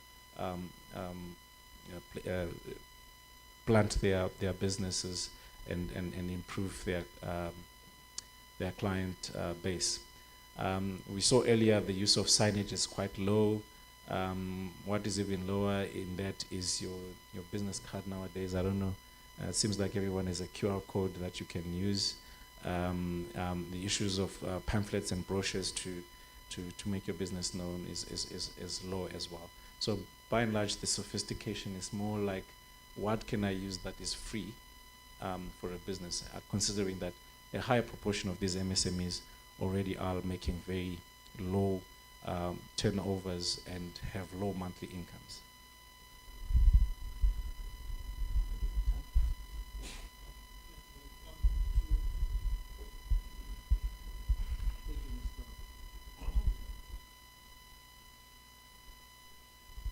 This one. Thank you, Mr. Maposa. Please get a glass of water. Two questions which I have. There's one, there's one coming from Nick, I don't know if you could put the Zoom there. They can hear me. They can hear me. There's one from Nick, who is in Malaysia, SME policy manager, and there's also one from the director, SME unit. I don't know if there's another one from the floor. We have covered two modules so far. We have a number of slides to complete. So I don't know, Nick, are you ready? Okay. You are ready. Okay. Okay, you have the podium. Hi, thank you so much, and congratulations to the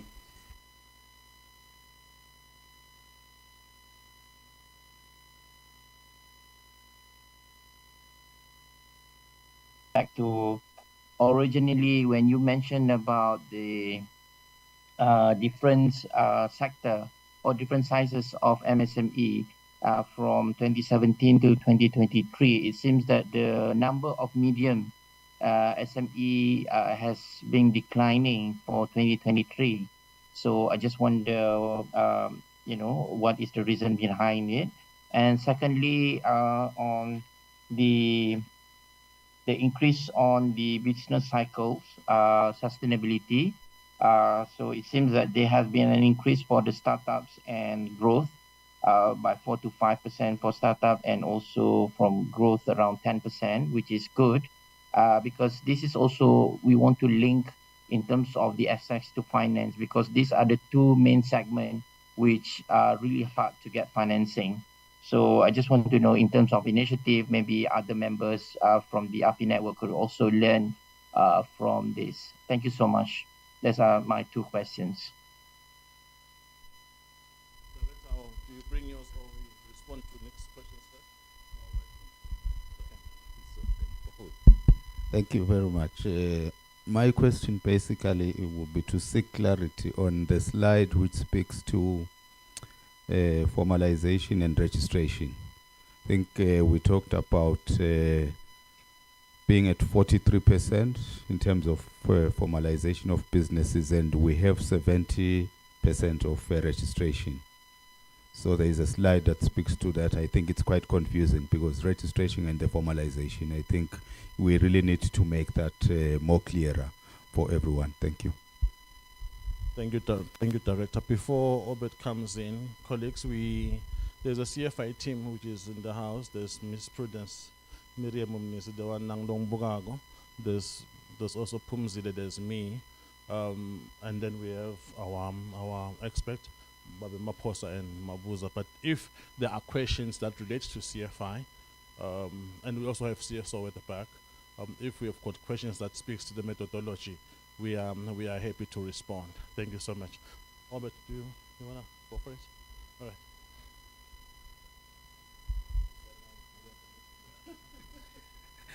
Thank you so much for the questions. I think we can quickly turn back to the slide on formalization so I can explain it a bit better. All right. And I'll come to Nick's two questions quickly. I'll leave the last one from Nick for you, Manyati.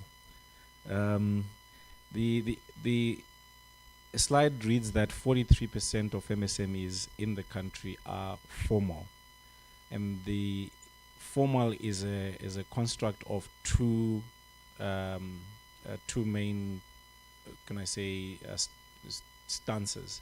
So you have to be either registered with the Registrar of Companies or licensed with the Ministry of Commerce, Industry and Trade. So the combination of which results in 43%. In 2017, this number was at 25%. So we are seeing an increase in formality from 25 to 43%. With regards to business registration, because it's one thing on its own, 30% of MSMEs are registered, right? Which means 70% are not registered. But it does not mean that 70% are informal, all right? Because informality, you can have a trade license and not be registered as a sole entity. Like you can have a trading license with the Ministry of Commerce without being registered. So when we're looking at the barriers to registration, these are discussed on the other slide. When we look at the benefits of registration, we looked at this slide where we're looking at those 30% that are already registered. So I'm hoping I clarify that the 70% is unregistered, not informal. Informal is 57%, which is 43, which is from the 43% that are formal. Right, to Nick, hello again. I'm hoping you are well. The issue around the medium, actually, in both surveys of 2017 and 2023, we see a stagnation of 1% of MSMEs being medium enterprises, right? In terms of absolute numbers, the 1% of 2017 translates to about 570 thereabout, and then the 1% of 2023 translates to about 680, give or take.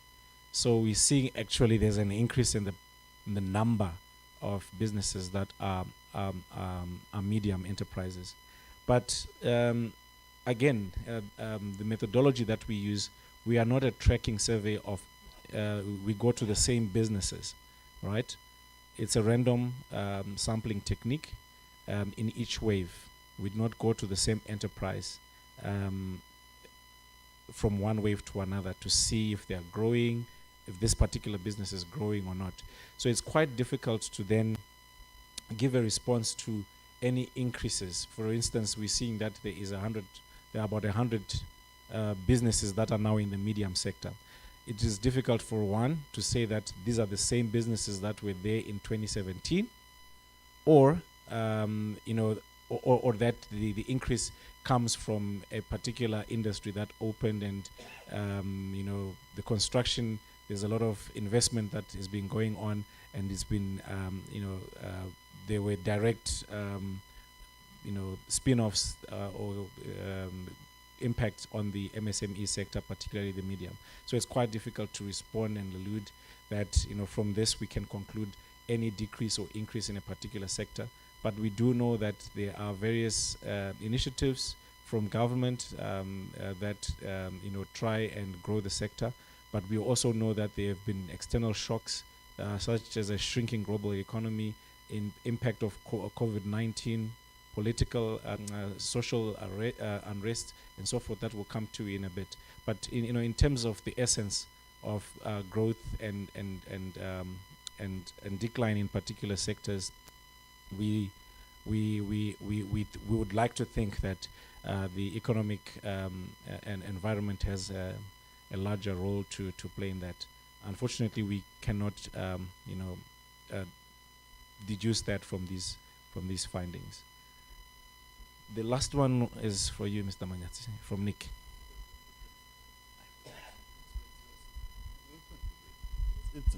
Thank you so much, Robert. You responded to both, unfortunately. There's one which I think Ms. Prudence can respond to, about gender and MSMEs. I can't read the name of the person who posted about gender and MSMEs. It's a question, Magapi.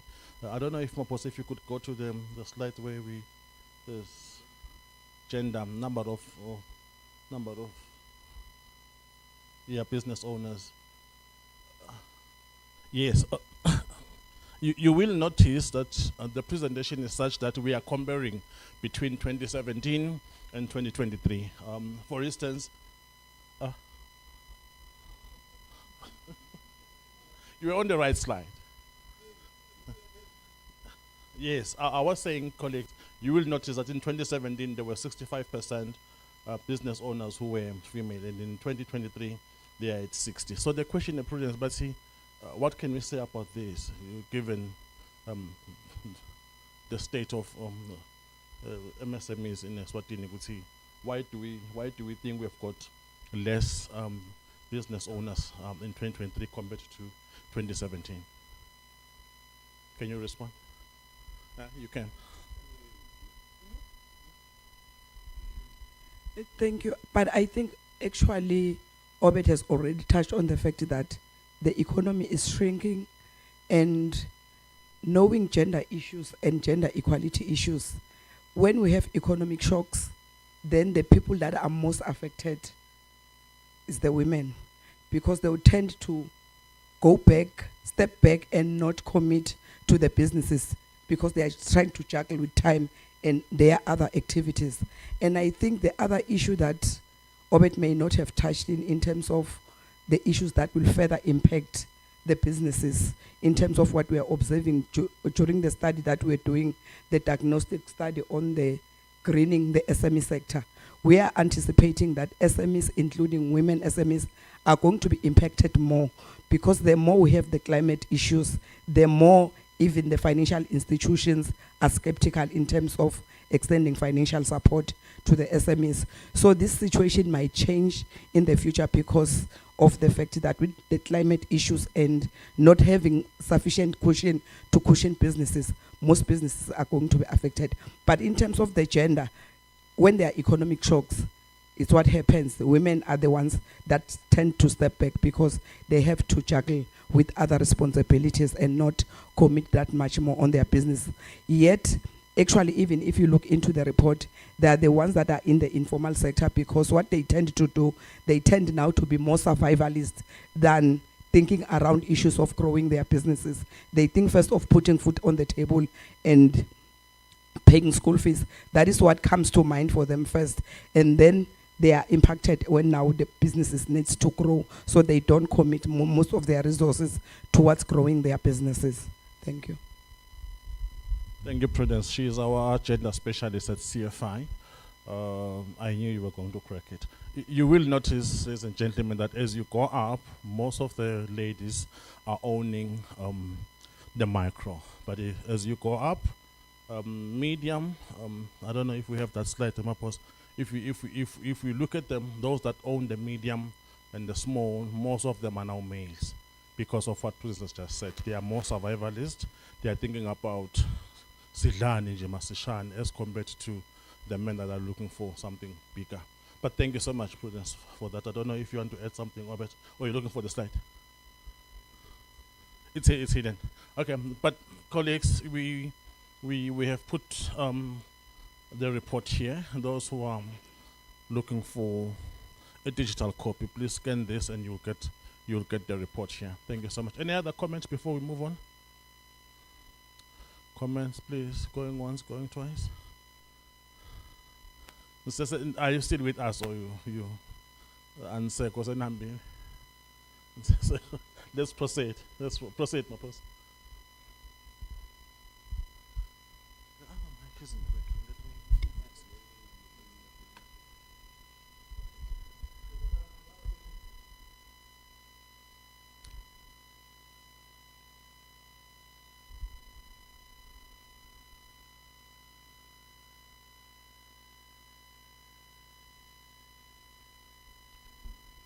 Thank you for the questions, Nick. I'm hoping you're answered. I think while he's just checking the next question or comment.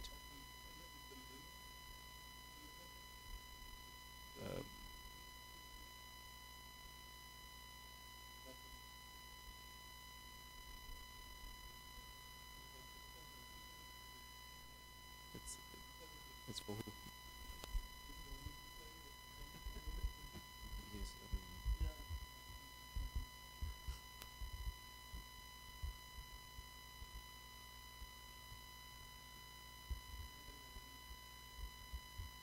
so I have to end this one. What is it?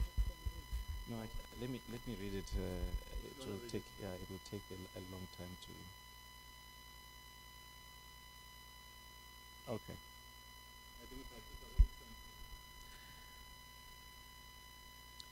Thank you for the question. It's showing online, but it's from Trevino. Yes. The question from his side is the way that the sampling frame was developed. Since it includes individual entrepreneurs and household, has the sampling used both households to identify entrepreneurs and business registers to identify more established businesses, or it used a household sampling approach? Within them, the businesses were identified. Yeah. Colleagues, Louis is also part of AFI. He's Financial Inclusion Data Manager. He's online. He wants to speak to the question, if we could allow him. Hi, Louis. Thank Okay, you. just a Thank you second. so much, and congratulations for Let's this. put you on Do you hear me?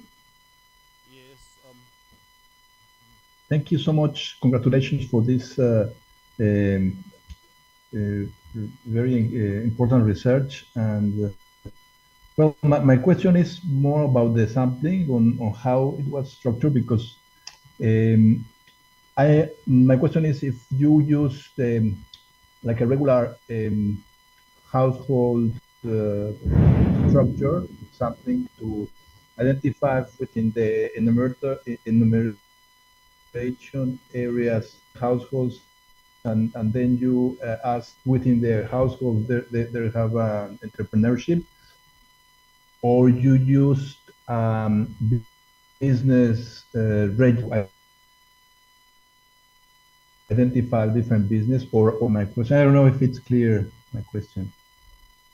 Okay, thank you, Louis. I think we earlier on the sampling, we also use standalone businesses, but I'm not so too sure whether I'm supposed to heard what the question. Yeah, okay. Let's put up one slide for you, Louis, so that you can clearly follow and see. Hi, Luis. Thank you for the question, and I think it's an important one. And we deliberated on these with the Central Statistical Office in great length. The methodology that we use is two-pronged, and as you mentioned, clearly you distinguish between households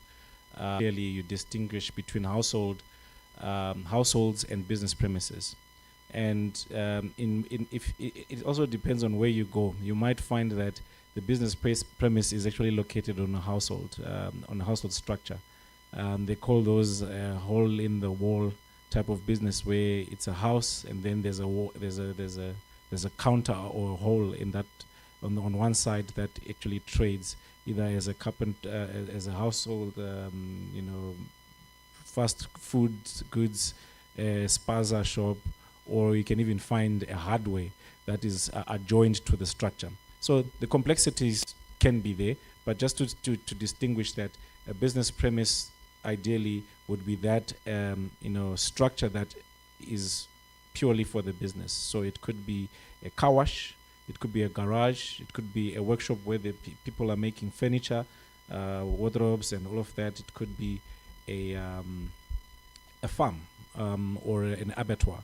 So all of these facilities would be counted as business premises, right?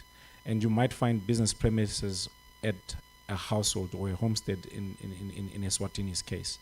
So the issue around the business register, okay, particularly in informing the sampling frame, what we actually did, because the Central Statistical Office has a census of establishment a database.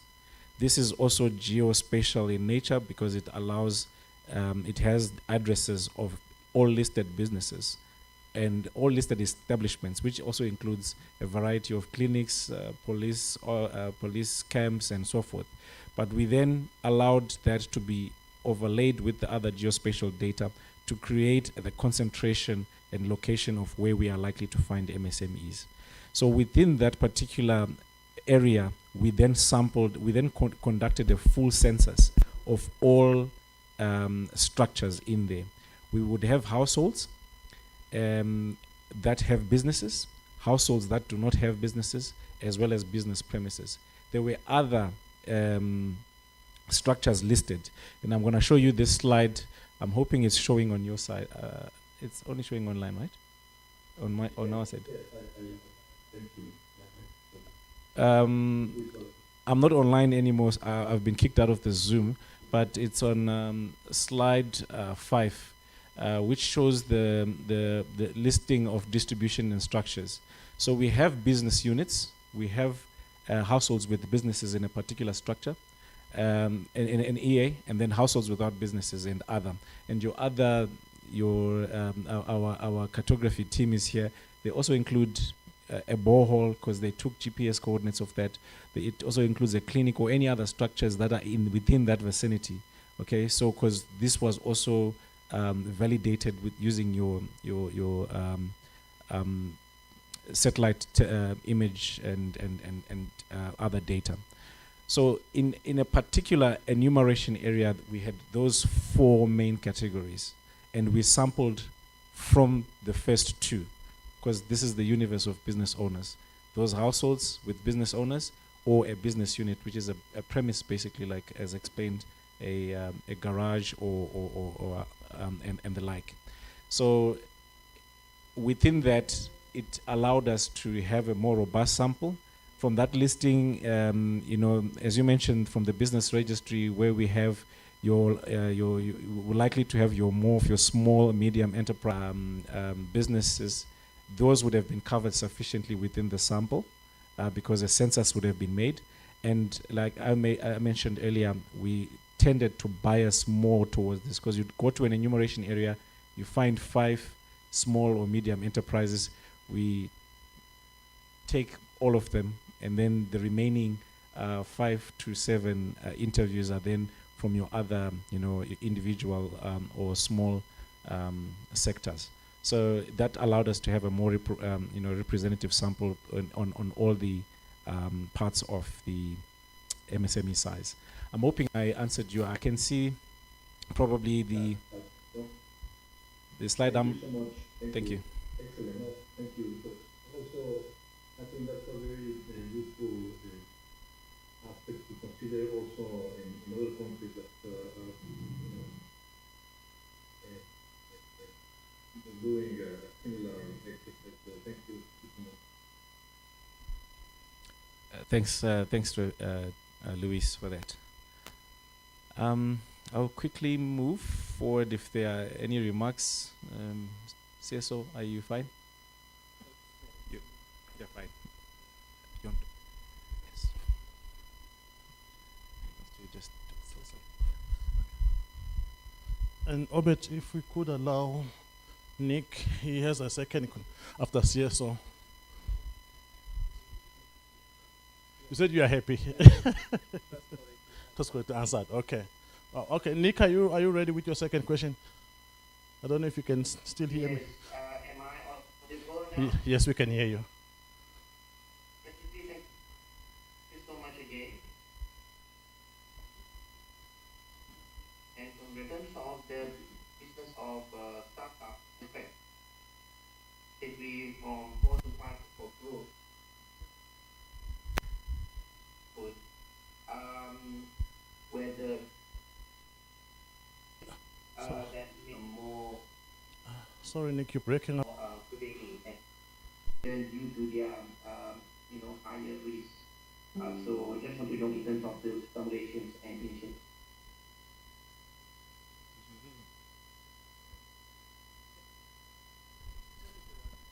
Sorry, we could barely follow the question there. Would you mind typing it into the chat box and Yes, we'll I wrote it on, I typed it on the questions in the chat box. You can see my questions above Louis' questions. Thank you.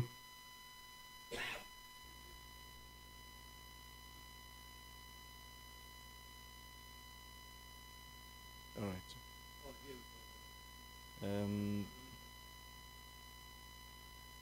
Is it on the Zoom?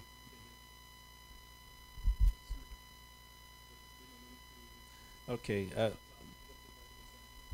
So for the benefit of the people in the room, there has been an increase for startup 4 to 5% and growth MSMEs about 10%. Do they have an issue on their access to finance, and what are the initiatives taken to migrate the limited finance for these segments? So it's a very good question, and this is the kind of segmentation that the data will allow us to engage. So we have the categories within that we can profile within the mature businesses. As for instance, the one slide I showed earlier on this particular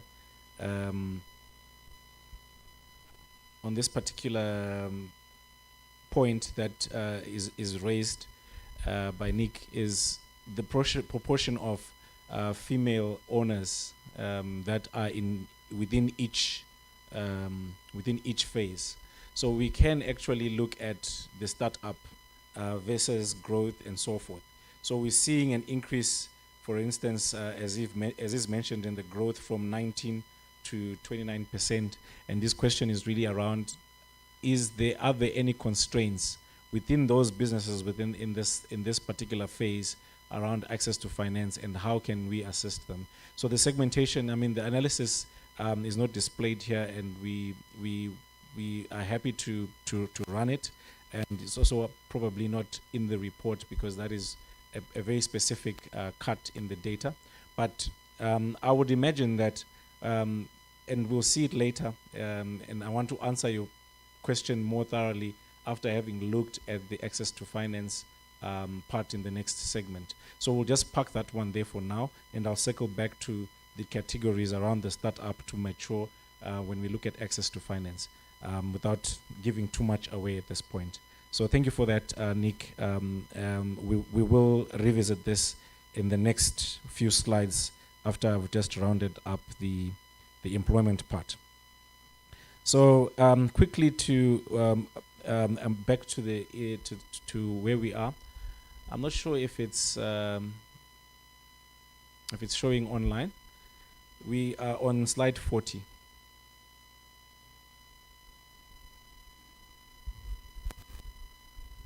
Right.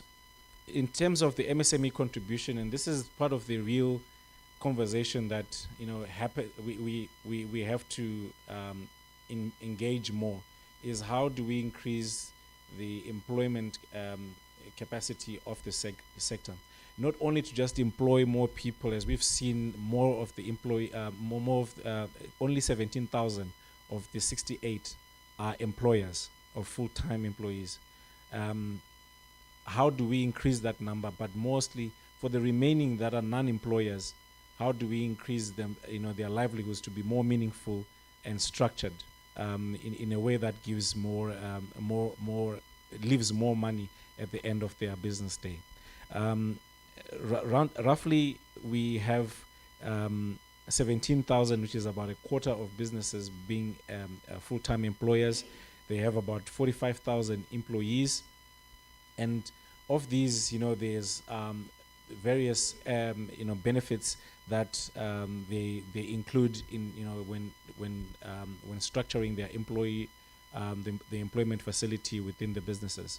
So there is some level of compliance in terms of workmen compensation offered to employees, subsidized meals, accommodation, payment of overtime and leave pay. But overall, the conversation is really about how do we increase this 45,000 that is being absorbed by the sector. And as we know, not only in Eswatini, but in Africa and the rest of the developing world, the MSME sector is, it's been coined the biggest employer in the economy.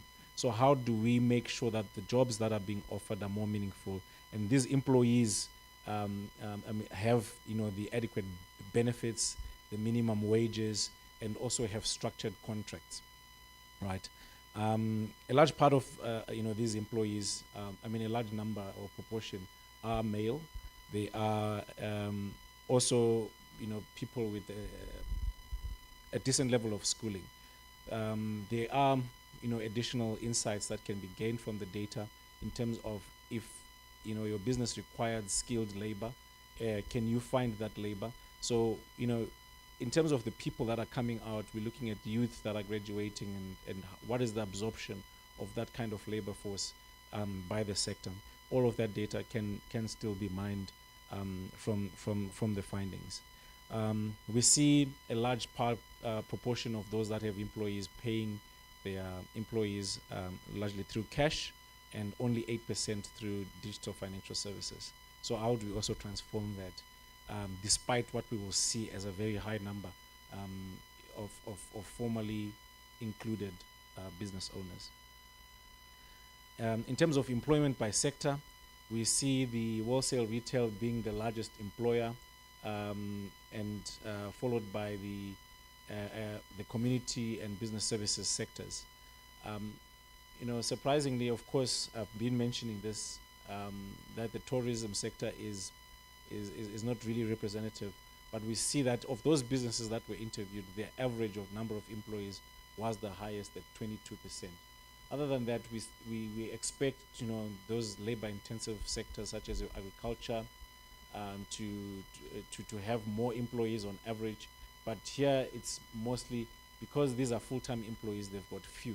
But when we went to part-time or seasonal, they were actually at the peak of the graph because it is a seasonal produce business. But the insight that we're really trying to gain from this is what sectors do we need to invest more in to derive a more meaningful employment and more people being absorbed by the MSME sector. So this kind of gives us a ballpark, a good insight into which areas within the MSME sector can we focus on. And of course, there will be segmentation that you will need within the wholesale and retail sector because it's the largest, which is dominated more by individual entrepreneurs, but we still see that they actually have the biggest lion's share of the number of full-time employees. So that still shows that we have a task with regards to understanding where our employees within the MSME sector are absorbed. A quick overview of what we've just discussed. I know it's been a lot of data, so I'll skip the numbers and really just try and give us a story.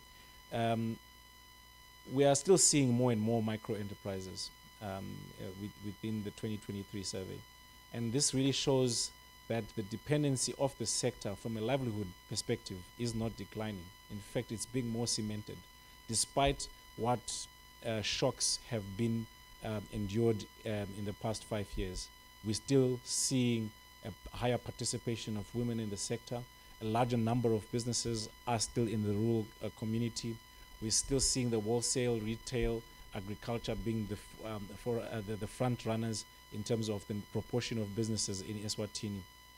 And also importantly, that they are contributing meaningfully to the GDP as well as employment,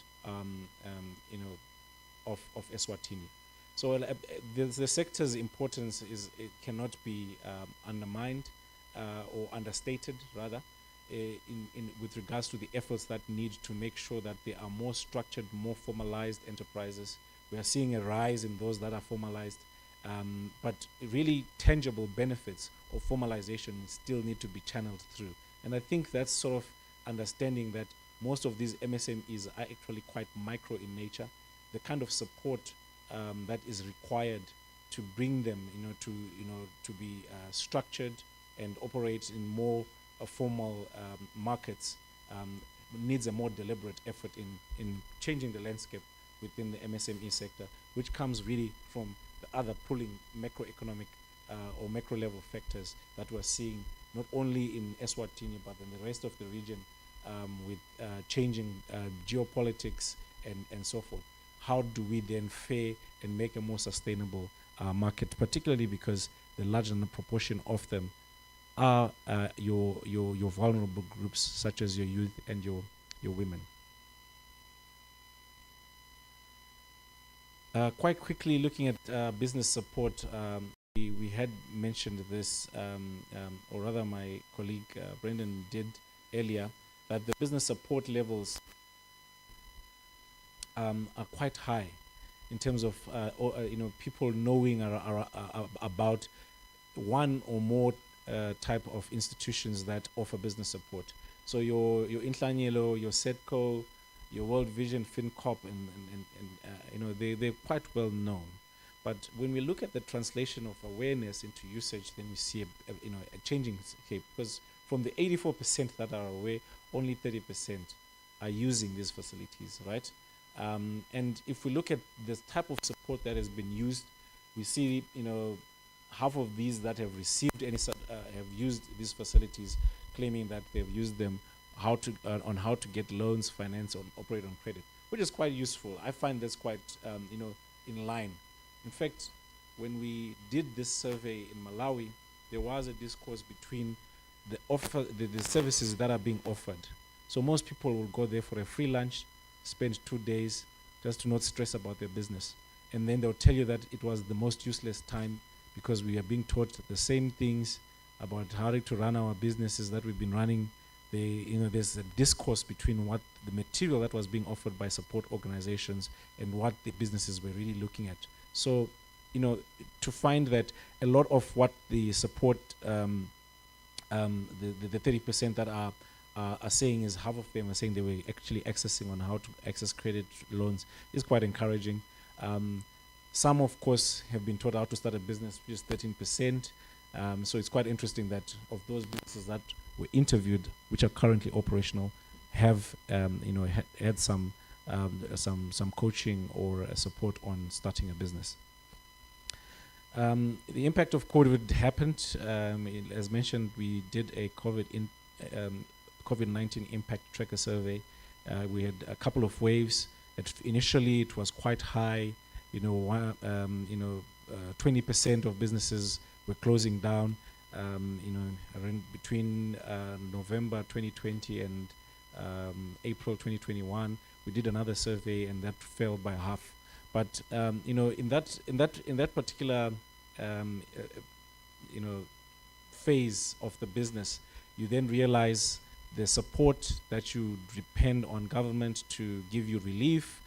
Some we had moratoriums on their various agreements from a financial perspective. Some were given rent-free periods because businesses were stifled. They couldn't trade, they couldn't pay their rentals or other obligations. There were all supply chain disruptions. But this is something to learn, because we then see the issues that came out of 2017 that were about the enabling environment and what were the challenges. They were not new when COVID hit. In fact, it just made them more crystal clear into that these are real problems because people couldn't access cash flow despite how many bank accounts and how many mobile money wallets you own, they couldn't access these services. And you first realize, as we'll come to learn now, that we need to transform the access issue, or the language around access, into actual usage and inclusive usage that is transformative, as we'll discuss shortly. So this was really to just document what was the overall impact of COVID during that era. And most of the businesses that were affected, which is about 4 in 5, it was mostly due to the restrictions around movement, lockdowns. They couldn't get supplies and so forth. And really, the learning around this is, how do we prepare for the next shock?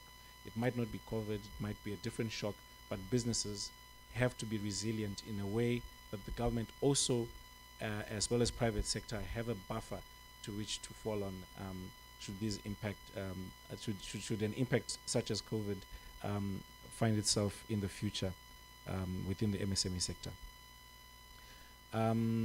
There were also explorations of external shocks to the business, such as the political unrest that we all know happened in the past. 57% of MSMEs were affected by the political and social unrests, and of those that were affected, 4 in 5 considered to have had a negative net impact of their business. Again, because they couldn't trade, their customers couldn't forget to them. The customers were affected by this, in turn affecting them on their side. But in all madness, there are some few businesses during COVID that flourished, during political and social unrest that flourished, during the world wars that that flourished. There are businesses that find their footing quickly and actually take advantage of the situation. And most of these that experienced this was an increased demand for their products. I remember during COVID, if you're a tailor, you could cut a design of a mask and you sell it. The more fashionable it is, the better. People started flocking in that, chemicals for sanitizers and so forth. So those that were first mover businesses benefited from that increased demand in that short space of time. In terms of business challenges and needs, again here we don't see a different story from 2017. Only 38%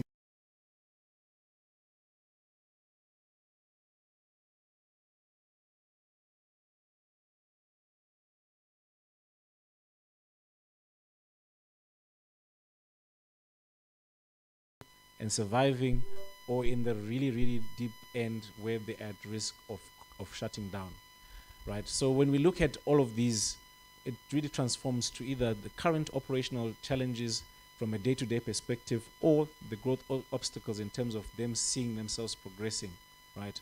So most of these operational challenges, again, are around sourcing of finance, growth obstacle, accessing of finance, markets, spaces of operation, and also again linked to finance, which is your cash flow. So when we look at 2017, this is not a new story, all right? It's the same drum, maybe a bit louder now. There are more people that are actually, there's a higher proportion of people that are echoing the same things that we've learned during COVID in the tracker, as well as in 2017 on the first MSME survey.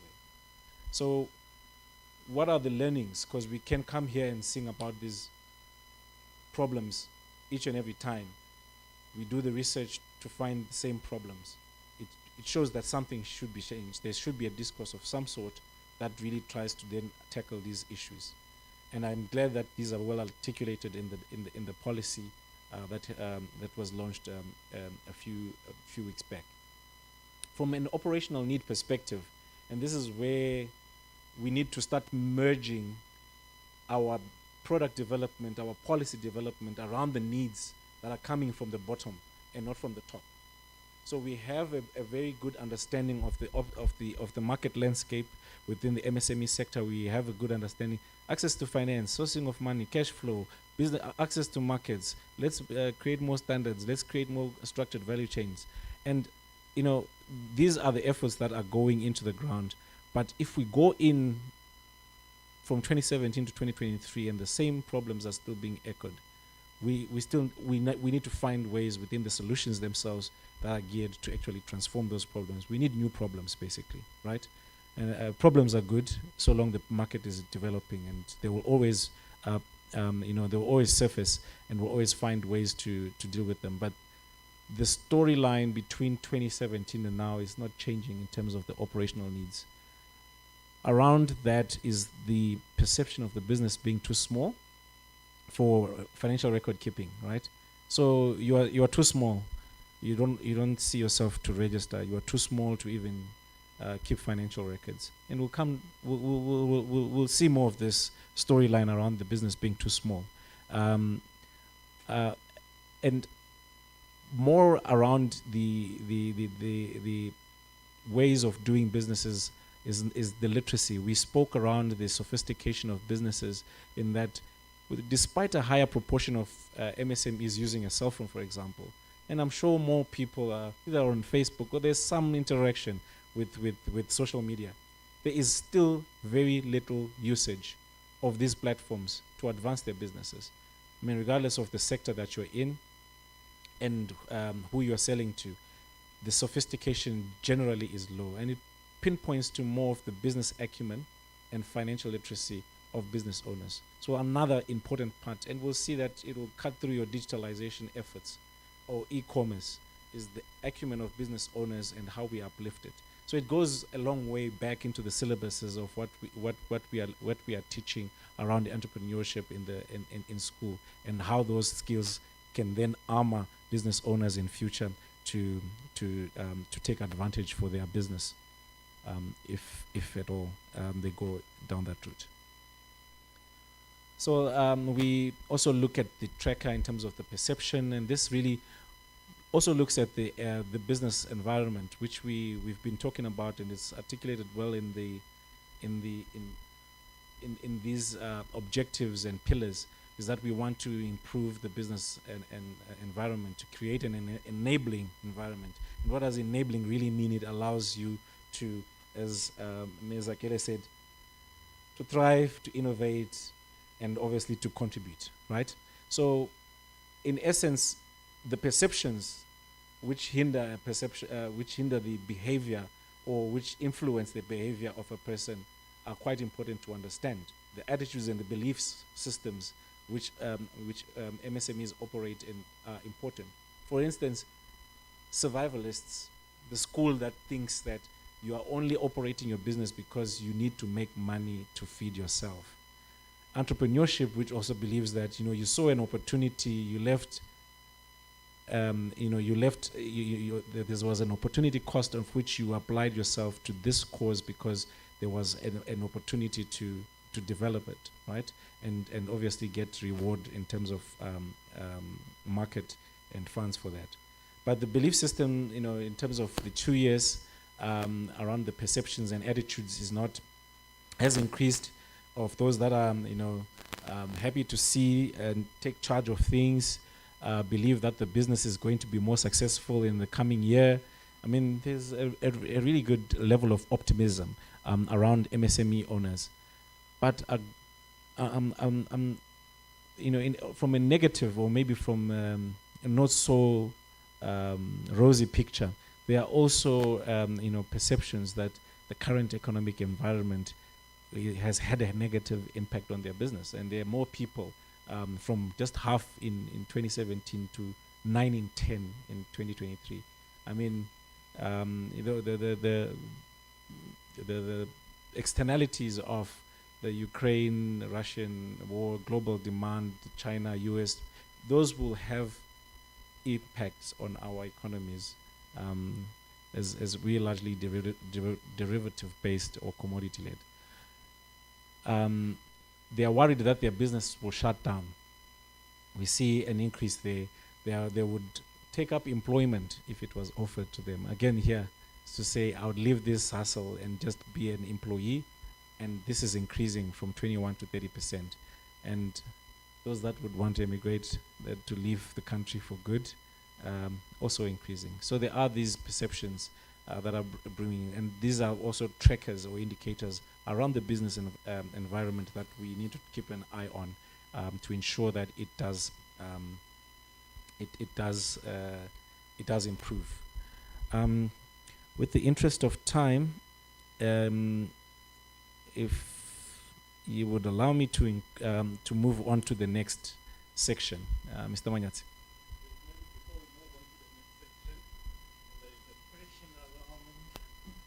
There is a question around COVID-19, which Obed spoke to. There's a question about what measures we have as a country to help those that fell off come back to business, those that were affected by the COVID-19. I think that I will take that one. Because as Mr. Maposa mentioned, a number of the businesses couldn't survive that heat, and they fell off. They haven't recovered, quite a number of them. So the question is, what are we doing as a country to ensure they come back? I want to request your participation, please. And I also want to thank those that are online. We have got Central Reserve Bank of Zimbabwe. We have got Dr. Kingston and Tim from from Finmark Trust. And we still have got some that are representing the Alliance of Financial Inclusion. But is it possible that you contribute something, colleagues, before Babetlamini responds direct? Any comment? Okay, yeah, please. I'll dig for these comments. Thank you very much. Is it still a morning, colleagues? Thank you, CFI, for this wonderful and insightful presentation. I think when it comes to the funding model, especially maybe focusing on the COVID-19, let me introduce myself. I'm Mandla Ngambula from the Youth Enterprise Revolving Fund. What we have noted is that we've got limited funding models. From where I'm seated at the Youth Fund, we noted that we didn't have, maybe anticipated these kind of pandemics and also collapse of businesses, because this was not delay businesses. Some of the business collapsed, which means there was high business failures. We also did some survey. We noted in terms of the impact of the COVID-19, followed by also the social unrest. And then most of the businesses, I will say those what we have considered as defaulters, 30% of those businesses no longer exist. And then some of them are interested to be resuscitated, but we do not have policies regarding emergency funds, special funds for resuscitating these businesses. Maybe something we need to look at to say, can we have those emergency funds to support those businesses? Yeah, I think that's the major problem. And also they lost markets. I think that's another issue because I think the presenter has pointed out that some of them, they are relying on other SMEs. They become mainly people, some would rely on other companies. So there was basically kind of disaster. And something most of those companies or businesses have not kind of be recovered from the impact of both the COVID-19 as well as the social unrest. So that's the reality. Yes. Thank you so much, Mr. We also want to acknowledge those that are joining us on YouTube. We've got 10, about 12 somewhere there, but you still haven't received any question from them. Direct. Yeah, I don't know if you want to add. Thank you very much, Program Director.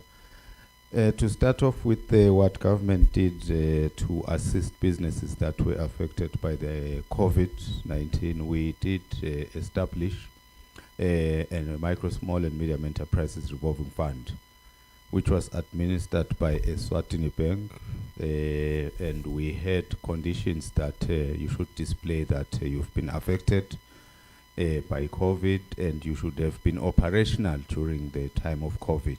So those were the conditions. And then we then said we will look at an interest rate of prime, I think what was less than 3. So you can see that we were at more like at cost recovery. And also you would get about 300,000 over a period of 36 months. That was the maximum period of repayment, with a possibility of loan restructuring should you encounter any challenges in business. So we did get more businesses coming through, taking up that facility. But immediately after that, in 2001, then they came, 2021, 2021, thanks to 2001, sorry about that. Then there came the civil unrest.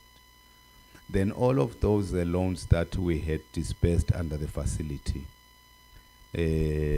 were affected due to that unfortunate situation, because people could not repay, because all of that, those stock was either looted or burnt and everything. So then there was the arrangement of those loans having to be written off. So it was a loss to the fund. So as we speak now, I think we are over 60% in terms of writing off loans from that facility. Not because businesses could not efficiently service those existing loans, but because of what happened in terms of the social unrest. So basically, you could see that it was an effort that we were saying it was going to revolve to the future, but unfortunately now, even government is reluctant to recapitalize that facility, given that it did not perform very well. So it's so unfortunate. I know that even Youth Fund also suffered a similar fate in what they were also administering. And banks as well, they suffered the same. And we are looking at ways in which how we can revive such assistance, which will be sustainable going further into the future. Thank you. There's one thing from Mr. Mabuza. I think it's also important, that we do indicate, and I was hoping that the central bank should really be coming in terms of providing further clarity. From the banking sector, what we saw in the industry was there was an increase in non-performing loans, and that was a huge concern. And so some of the interventions were, obviously with NPLs going up, it has an impact on your provisioning. Circular number 3 of the central bank, and I think I have some bankers in here, was actually then relaxed to allow for more flexibility in terms of your provisioning. I think that's one thing that we saw happening from that end. I think the FSRA as well also had some measures with regard to flexibility with compliance. These are some of the issues that we saw. From our end at Finmac Trust, I think regionally, with help from friends, we then had a relief program which covered a number of countries where we're actually doing cash-based handouts to certain households, which we relied on information on the ground. And I think as well, we also see your Nhlanyelo Fund as well, your cash foundation, coming into the picture to distribute quite a lot of money with respect to some of the relief, some of the businesses which were affected, and some of the households which had been affected by COVID. So there was this relief cash fund which we had. I think that is just the areas that wanted to provide further clarity, which I know the central bank and the regulators did actually come in to assist the process. Thank you. Thank you, Mr. Mabuza. I don't want to believe there's somebody else who wants to make a comment. Let's move on to the main issue of the day. Thank you. Mr. Mabuza. All right, this is the section of what we're discussing today on the findings, which is financial inclusion.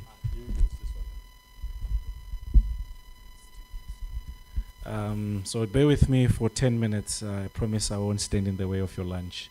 I know it's been a lot to take in, all these figures. From a financial inclusion perspective, we describe the business owner population, that's 68,000 MSMEs, into two main categories: those that are financially included, those that are financially excluded. The excluded, which you're going to be seeing in the red, are those that do not have any form of access to both financial and informal financial service products. They may use your family and friends, or they may have a secret spot, a stone under a rock under which they put their funds to keep them safe, but they do not interact with both informal and formal service providers. On the financially included, we then break them up into your formal and your informal. Your informal are those that are serviced by your informal money lender, your stockfels, your what is it? Umnikelo. The rotating one. The stockfel. Yes. So those are the ones that would be categorized under your informal financial services. And then looking at your formal, we break them down into banked and other formal non-bank. Your other formal non-bank would involve your mobile money, your insurance, and your SACCOs. On your banking side, those are the ones that are regulated by the CBE and offer your business as well as your commercial or retail bank services. So this framework is what we will be using akin to 2017 and all the other FinScope surveys that have been conducted in the country, particularly as it pertains to business owners. So quickly, the levels of financial inclusion in Eswatini with regards to the MSME population has increased. We saw a 57,000 to 68,000 increase in the proportion or number of MSMEs. Similarly, we have an increase in those that are formally served from 87%. In those that are formally served, we see a decrease from 87% to 84%. Largely because of the decrease in the proportion of banked business owners from 69 to 52%. However, we do see an increase in those that are using other formal financial services from 66 to 3/4 of the population in 2023, mainly driven by your mobile money as well as insurance product uptake. Your dependency, or those that are using informal services, as we mentioned, your stockfel and your burial societies, slightly decreased from 45 to 39%, and we see a slight 1 percentage point decrease in those that are excluded to 12% in 2023. Now, quickly looking at the differences between 2017 and 2023, we're seeing that decrease in the bank from 69 to 52%, and this trend is also there. I'm glad that the Reserve Bank of Zimbabwe is online. We also noticed a similar drop in the 2022 surveys. They conducted both the consumer and the MSME at that time. We're seeing a drive from banking towards other formal. We're seeing that 7% peaking to 32%. And those are people that are not using any bank services, but primarily just using other formal financial services, which is mobile money led in both Zimbabwe, Eswatini, Lesotho, and I'm sure we will be seeing soon in Botswana as we've concluded that survey. Looking at the it just shows the interconnectedness of the sector. With the bank population at 52%, we're still seeing around about 53% of adults interacting between banked and other formal. So there is that interconnectedness. So you will have a stockfel, you will have a bank account, you will have an insurance and mobile money, and this is how people are operating their financial lives in the context of the business. This is an overview of what we have regionally currently. I will be adding Botswana at the end of the quarter in 2025. But basically, these are the recent surveys, as the other ones are dated still in 2012. So just the ones that we've concluded currently. We're seeing Eswatini with 12% exclusion, Zimbabwe at 3%. I see a high proportion of MSMEs there in the mobile money. That is also the same in Lesotho, which we launched late last month. Quickly on, and this is, I'm going to touch on this slide to answer, is it Nick or Louis from Mafi? They had a question around the phases within the businesses and how they're accessing capital and accessing finance. And yes, Nick. Yes, so this is the slide 59, where we're looking at the businesses, access to finance across the size as well as cycle. So we're seeing an increase as a business, increases in terms of their size. The banking access increases as well, but we're seeing here for the individual entrepreneurs a higher uptake of other formal, or in other words, mobile money. So we're seeing the use of mobile money in more of your small and your micro and individual groups. And this does not mean that the small and medium enterprise business owners are not using mobile money. This just says everyone who has a bank account, regardless, it removes the overlaps. In terms of the business maturity, established growth and startup phases, we're seeing a similar trend in terms of increasing banked uptake compared to which is almost a similar design when we look. A similar trend with uptake of banking with your size. The life cycle does increase does increase formal ownership and decreases exclusion. It's quite surprising, though. At a mature stage, we still have businesses that are excluded.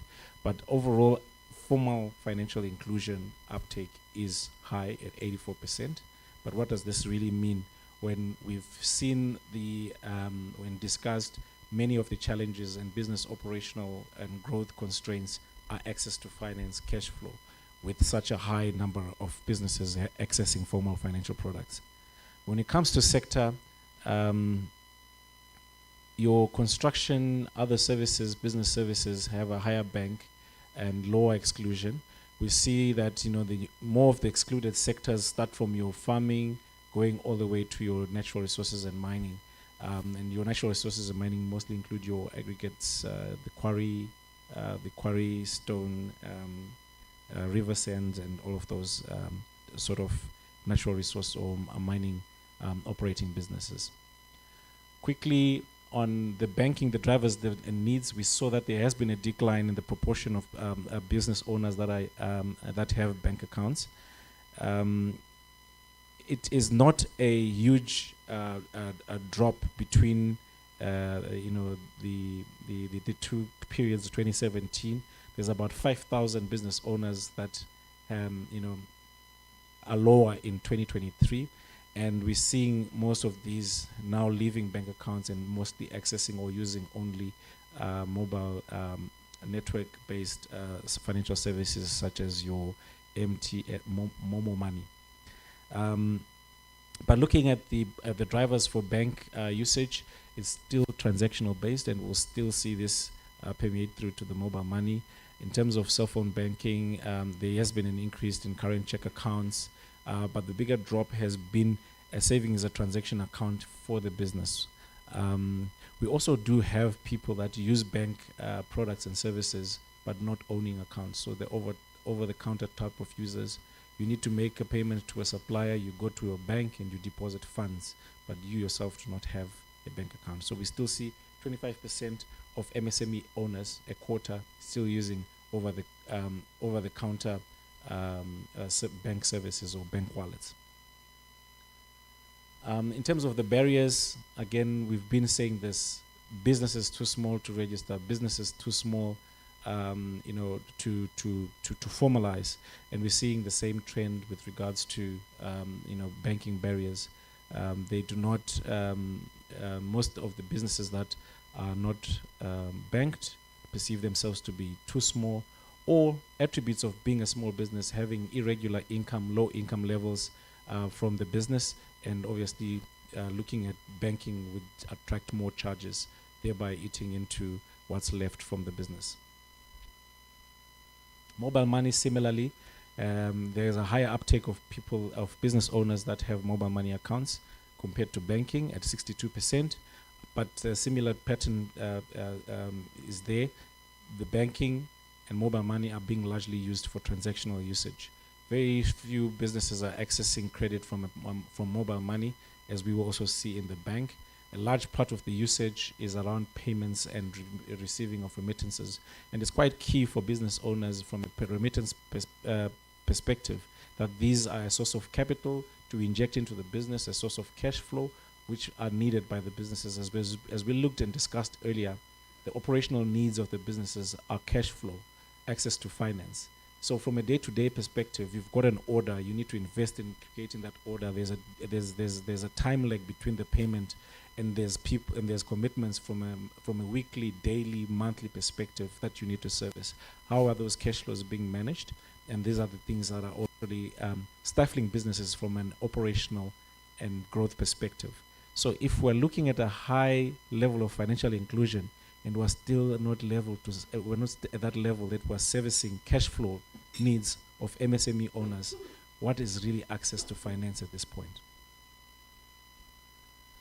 So I hope I ran that quickly enough from a financial access overview perspective.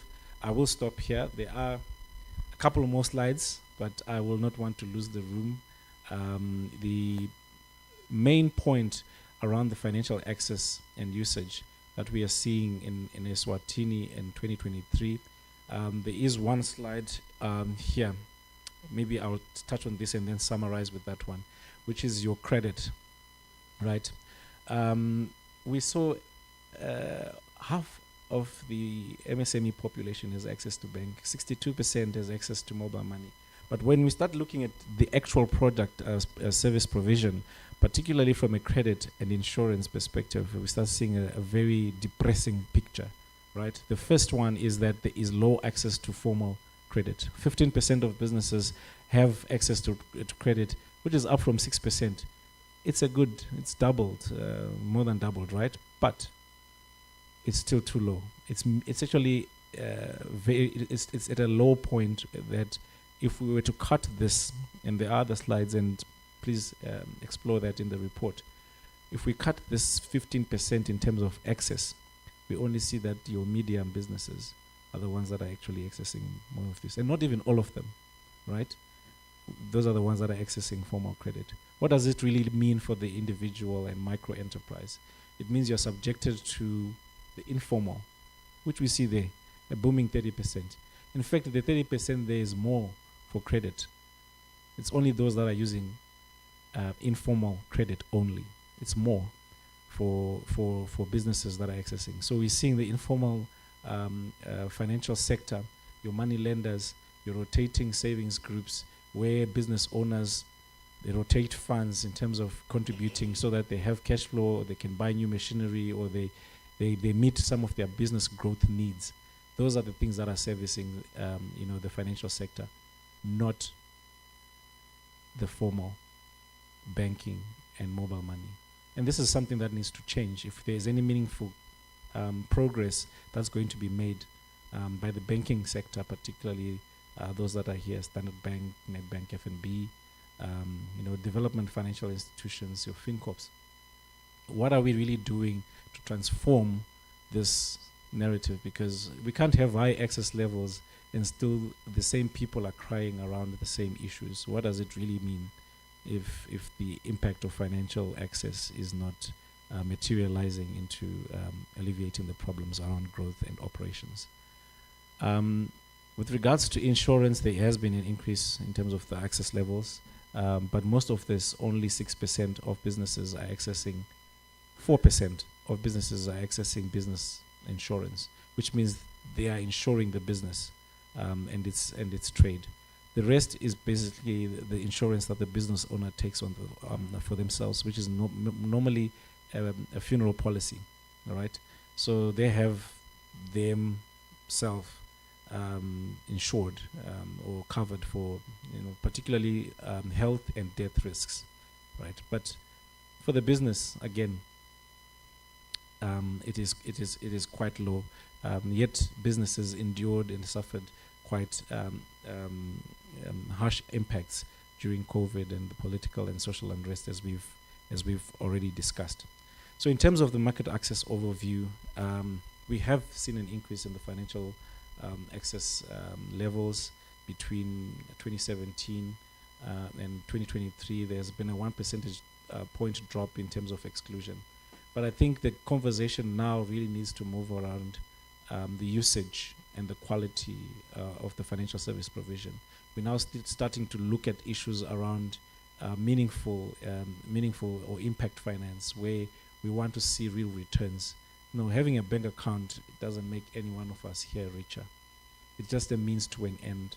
And for businesses alike, we need to start thinking about the problems that they do face and creating products that speak to the business, to their current business needs. On an operational level, on a transactional level, it's high. People are making payments left, right, and center. But for the real growth and operational needs, we don't see this. From a credit perspective, it's dismally low. Looking at the interoperability between banks and MNOs, I think that is something that is being resolved. We see funds going through back and forth. But what we also want to see is more online commerce, the e-commerce that is 5.6%. We're seeing here, in terms of shops, access to markets, people that are accessing markets from an online is quite low. So from a digitalization perspective, from both the community as well as business owners and the ecosystem, is something that we need to delve a bit more into. Informal finance is pulling its weight. Although it may be riskier, more expensive, but it's pulling its weight in terms of the service provision, particularly from a credit perspective to business owners. And even if we look at formal versus informal, the formal enterprises are also using informal financial products and services. So it shows that there is a really big gap that needs to be fully understood. And I think one of the benefits that we did with the 2017 was to also do a supply side market diagnostic, where we also look at the service provision, what products are available from banks, what products are available from a business support perspective, and where's the discourse, where is the rubber missing the tarmac, right? And from there we actually articulated a roadmap, and I'm thinking maybe in the deliberations that we have this afternoon, post-lunch, we can actually delve into some of that thinking and try and unpack what is the next step that we've achieved higher access levels. 4 in 5 businesses have formal access, but access to finance is still an issue. Where are we missing it? So with that, I conclude, and thank you for attentively listening. And for those that are online and that have submitted their comments, we hope that we've covered them. And in future, we can always interact. Our email address, the CFI team is always there to relay any comments and data queries. Thank you so much. Thank you, Mr. Marcus. Thanks a lot, Obert, and thanks to those online, as Obert has already said. Thank you so much for following attentively. I don't know if there are comments, Prudence. I can see you have a burning one. You have a burning one. I'll give you the platform. Thank you so much, everybody. The CSO, thanks a lot. Where is SAPAC? I'll mention each one of you. You all had a role to play, and really we are really grateful. Prudence has a comment, and then our lunch will be served at 12:30. 12:30, 12:45, somewhere there. Please do participate. Apologies to those online, they can't participate. Question. And then please, members of the steering committee, let's convene here, you know yourselves. Let's convene after lunch. We will have a quick one. We're plotting a way forward. The Honorable Minister said it clearly in the morning that we are launching. It's not about the numbers, it's about what do we do next. So let's convene and have a quick one. Tea will be served, I assure you. It won't be a long meeting. This is 2 to 2:45. CEO, thank you so much, Ngozi, for allowing us to launch and for your support and your guidance. Siyabonga Nkosi. But ngicela kunika the prudence. The CEO is still here to come and make my closing remarks and tell us exactly where we're going after this.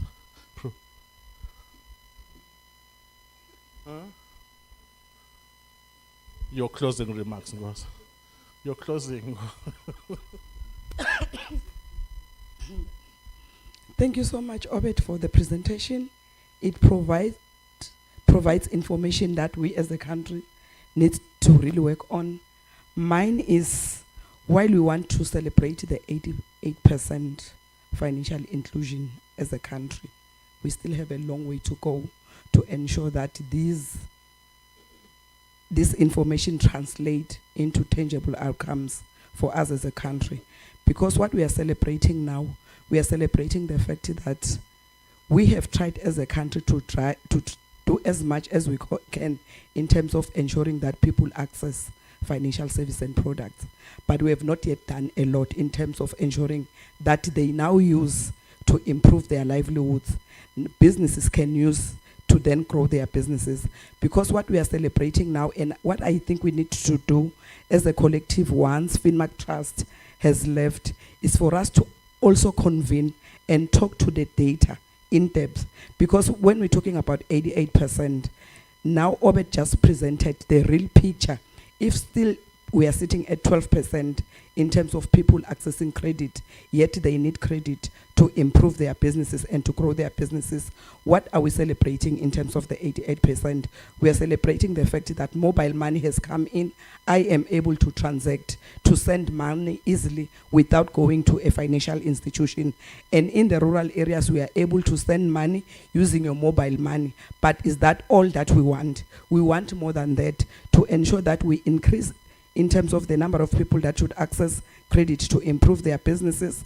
We need to increase in terms of the number of people that are using insurance products other than funeral cover to cushion themselves against the so many risks that we are experiencing now, particularly the ones that are coming as a result of climate change and other insurance products that we need for our population. Now we are thinking around insurance.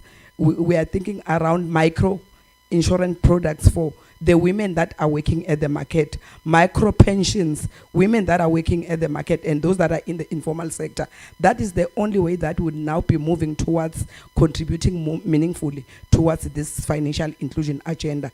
Mine is to say, as much as we want to celebrate the 88%, but the 88% is not necessarily helping us in terms of ensuring that we grow the economy and we improve our livelihoods. We are able to make sure that money is moving easily, because we needed that first to ensure that money moves easily to drive the economy. But now we need money to the people so that they are able to grow their businesses and improve their livelihoods.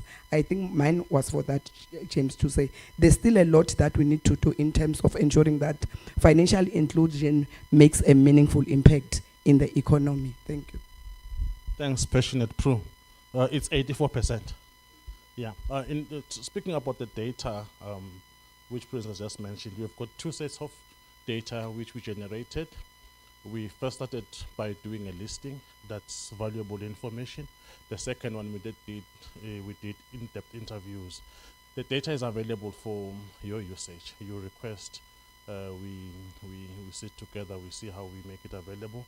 You can mine the data and refine it and make your own analysis and see the direction you need to take as a bank in terms of developing the appropriate products, because the data represents the wishes and what the people are looking for in as far as financial services are concerned.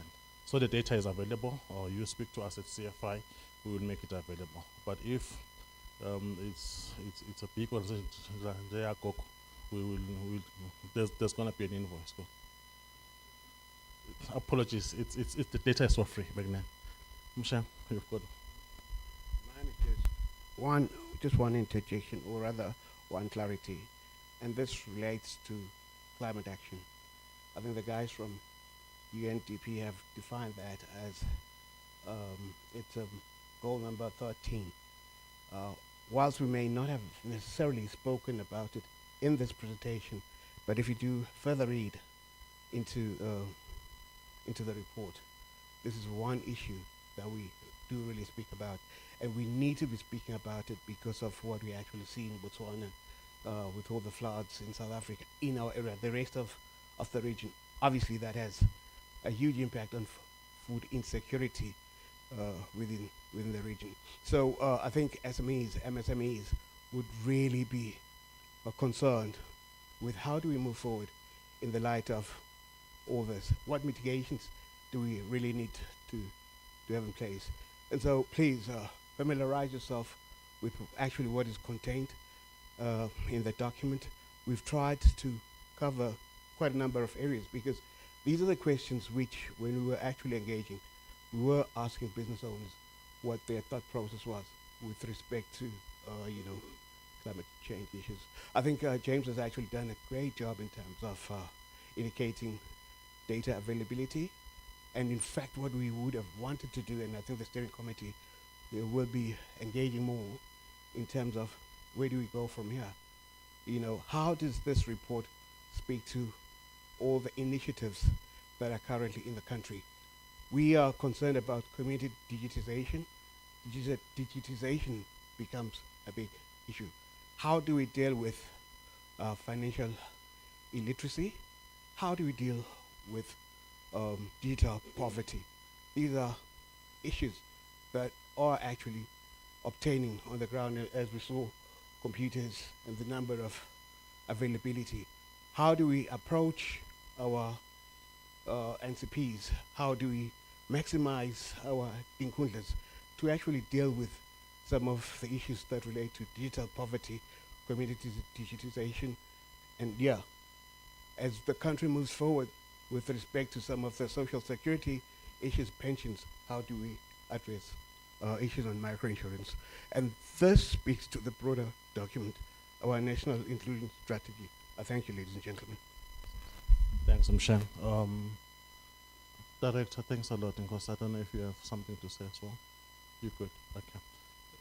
Can I allow the CEO to, oh, there's one, yes, because there's one. You covered. We're dealing with the next steps in the afternoon, but the steering committee, but we will communicate now. Yes. Thank you, let's give you the platform. Yeah.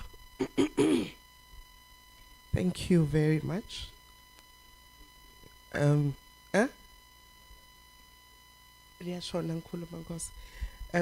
I think mine is just to thank everybody who came through today for your participation and for even contributing towards the development of the products that you are speaking to today. Listening to the discussions, I think it's very clear that a lot of work needs to go into our financial inclusion agenda. If we want to have an impact, a meaningful impact, then definitely we need to do a deep dive. Unpack this data that you are speaking to today. And it would be nice if all the sectors, the players, particularly in the steering committee, would identify their action points. We have the banking sector. As the banking sector, I think we need to ask ourselves, what is it that is causing the low uptake of our credit offerings? That is also affecting how the business are succeeding or otherwise. And it goes to all of us, really.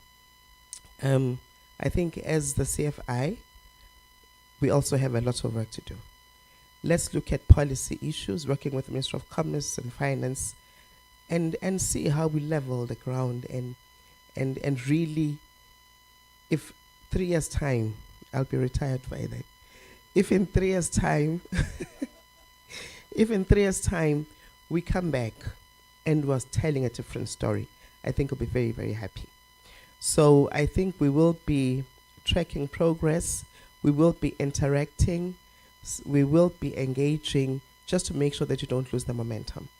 The other request I have is, I would request that we do things differently. In the sense that I was bragging to Setabile, my colleague there, that I've been a civil servant almost all my life. There are certain habits that we have as civil servants. One being, we like providing solutions for people in an environment where we don't operate. We're talking of MSMEs. We ask them questions, sent out a survey. Are we going to go back to them to say, this is what you came up with? Can we make sure we do that? Because we will definitely come up with a lot of solutions from the people actually on the ground. Just a half day. James, I believe you have a budget, you'll find it, with Director SME, where we partner and go back to the sector and say, these are the findings. Make sure the youth is represented, the women, and we make it as representative as possible. And then finally, again, a big thank you to our partners. Please, let this not be the last time we partner. I'd really appreciate you, Louise. You said throughout the meeting. For us, that is saying, you don't just provide the financial support, but you're also interested in the final product and in ensuring that the lives of our people are transformed and changed. Can you give him a round of applause? Also, I know that we have our UNDP team still here, and ISEPAC and other stakeholders. Siyabonga kakhulu. To our colleagues who are joining online, thank you very much for your contributions and your participation. We believe this is the beginning of a conversation. We will be engaging as we go forward. And please, let's support and please enjoy lunch. Who's giving us the coupons? Dr. Lenders. There are the coupons at the door. Can we have one that side at the door and one the side? As we move out, we get the coupons and then we have lunch. What time do we come back? It's 12:30. Yeah, steering committee. Pass. Yeah, move. It's 12:30. 1:30. Yeah, 1:30 should do. But thank you so very, very much. Uthandaziwe Prudence. Now we're praying for the food, not for the country and those in hospital, please. You heard them. Heavenly Father, we thank you. We give you the praise. We give you the glory. We thank you, our Father, and our God, for the success of the meeting. We pray for the food that we are going to eat right now. May it nourish our body in the name of our Jesus Christ. We pray for journey mercies for those that are traveling to different places. In Jesus' precious name, amen.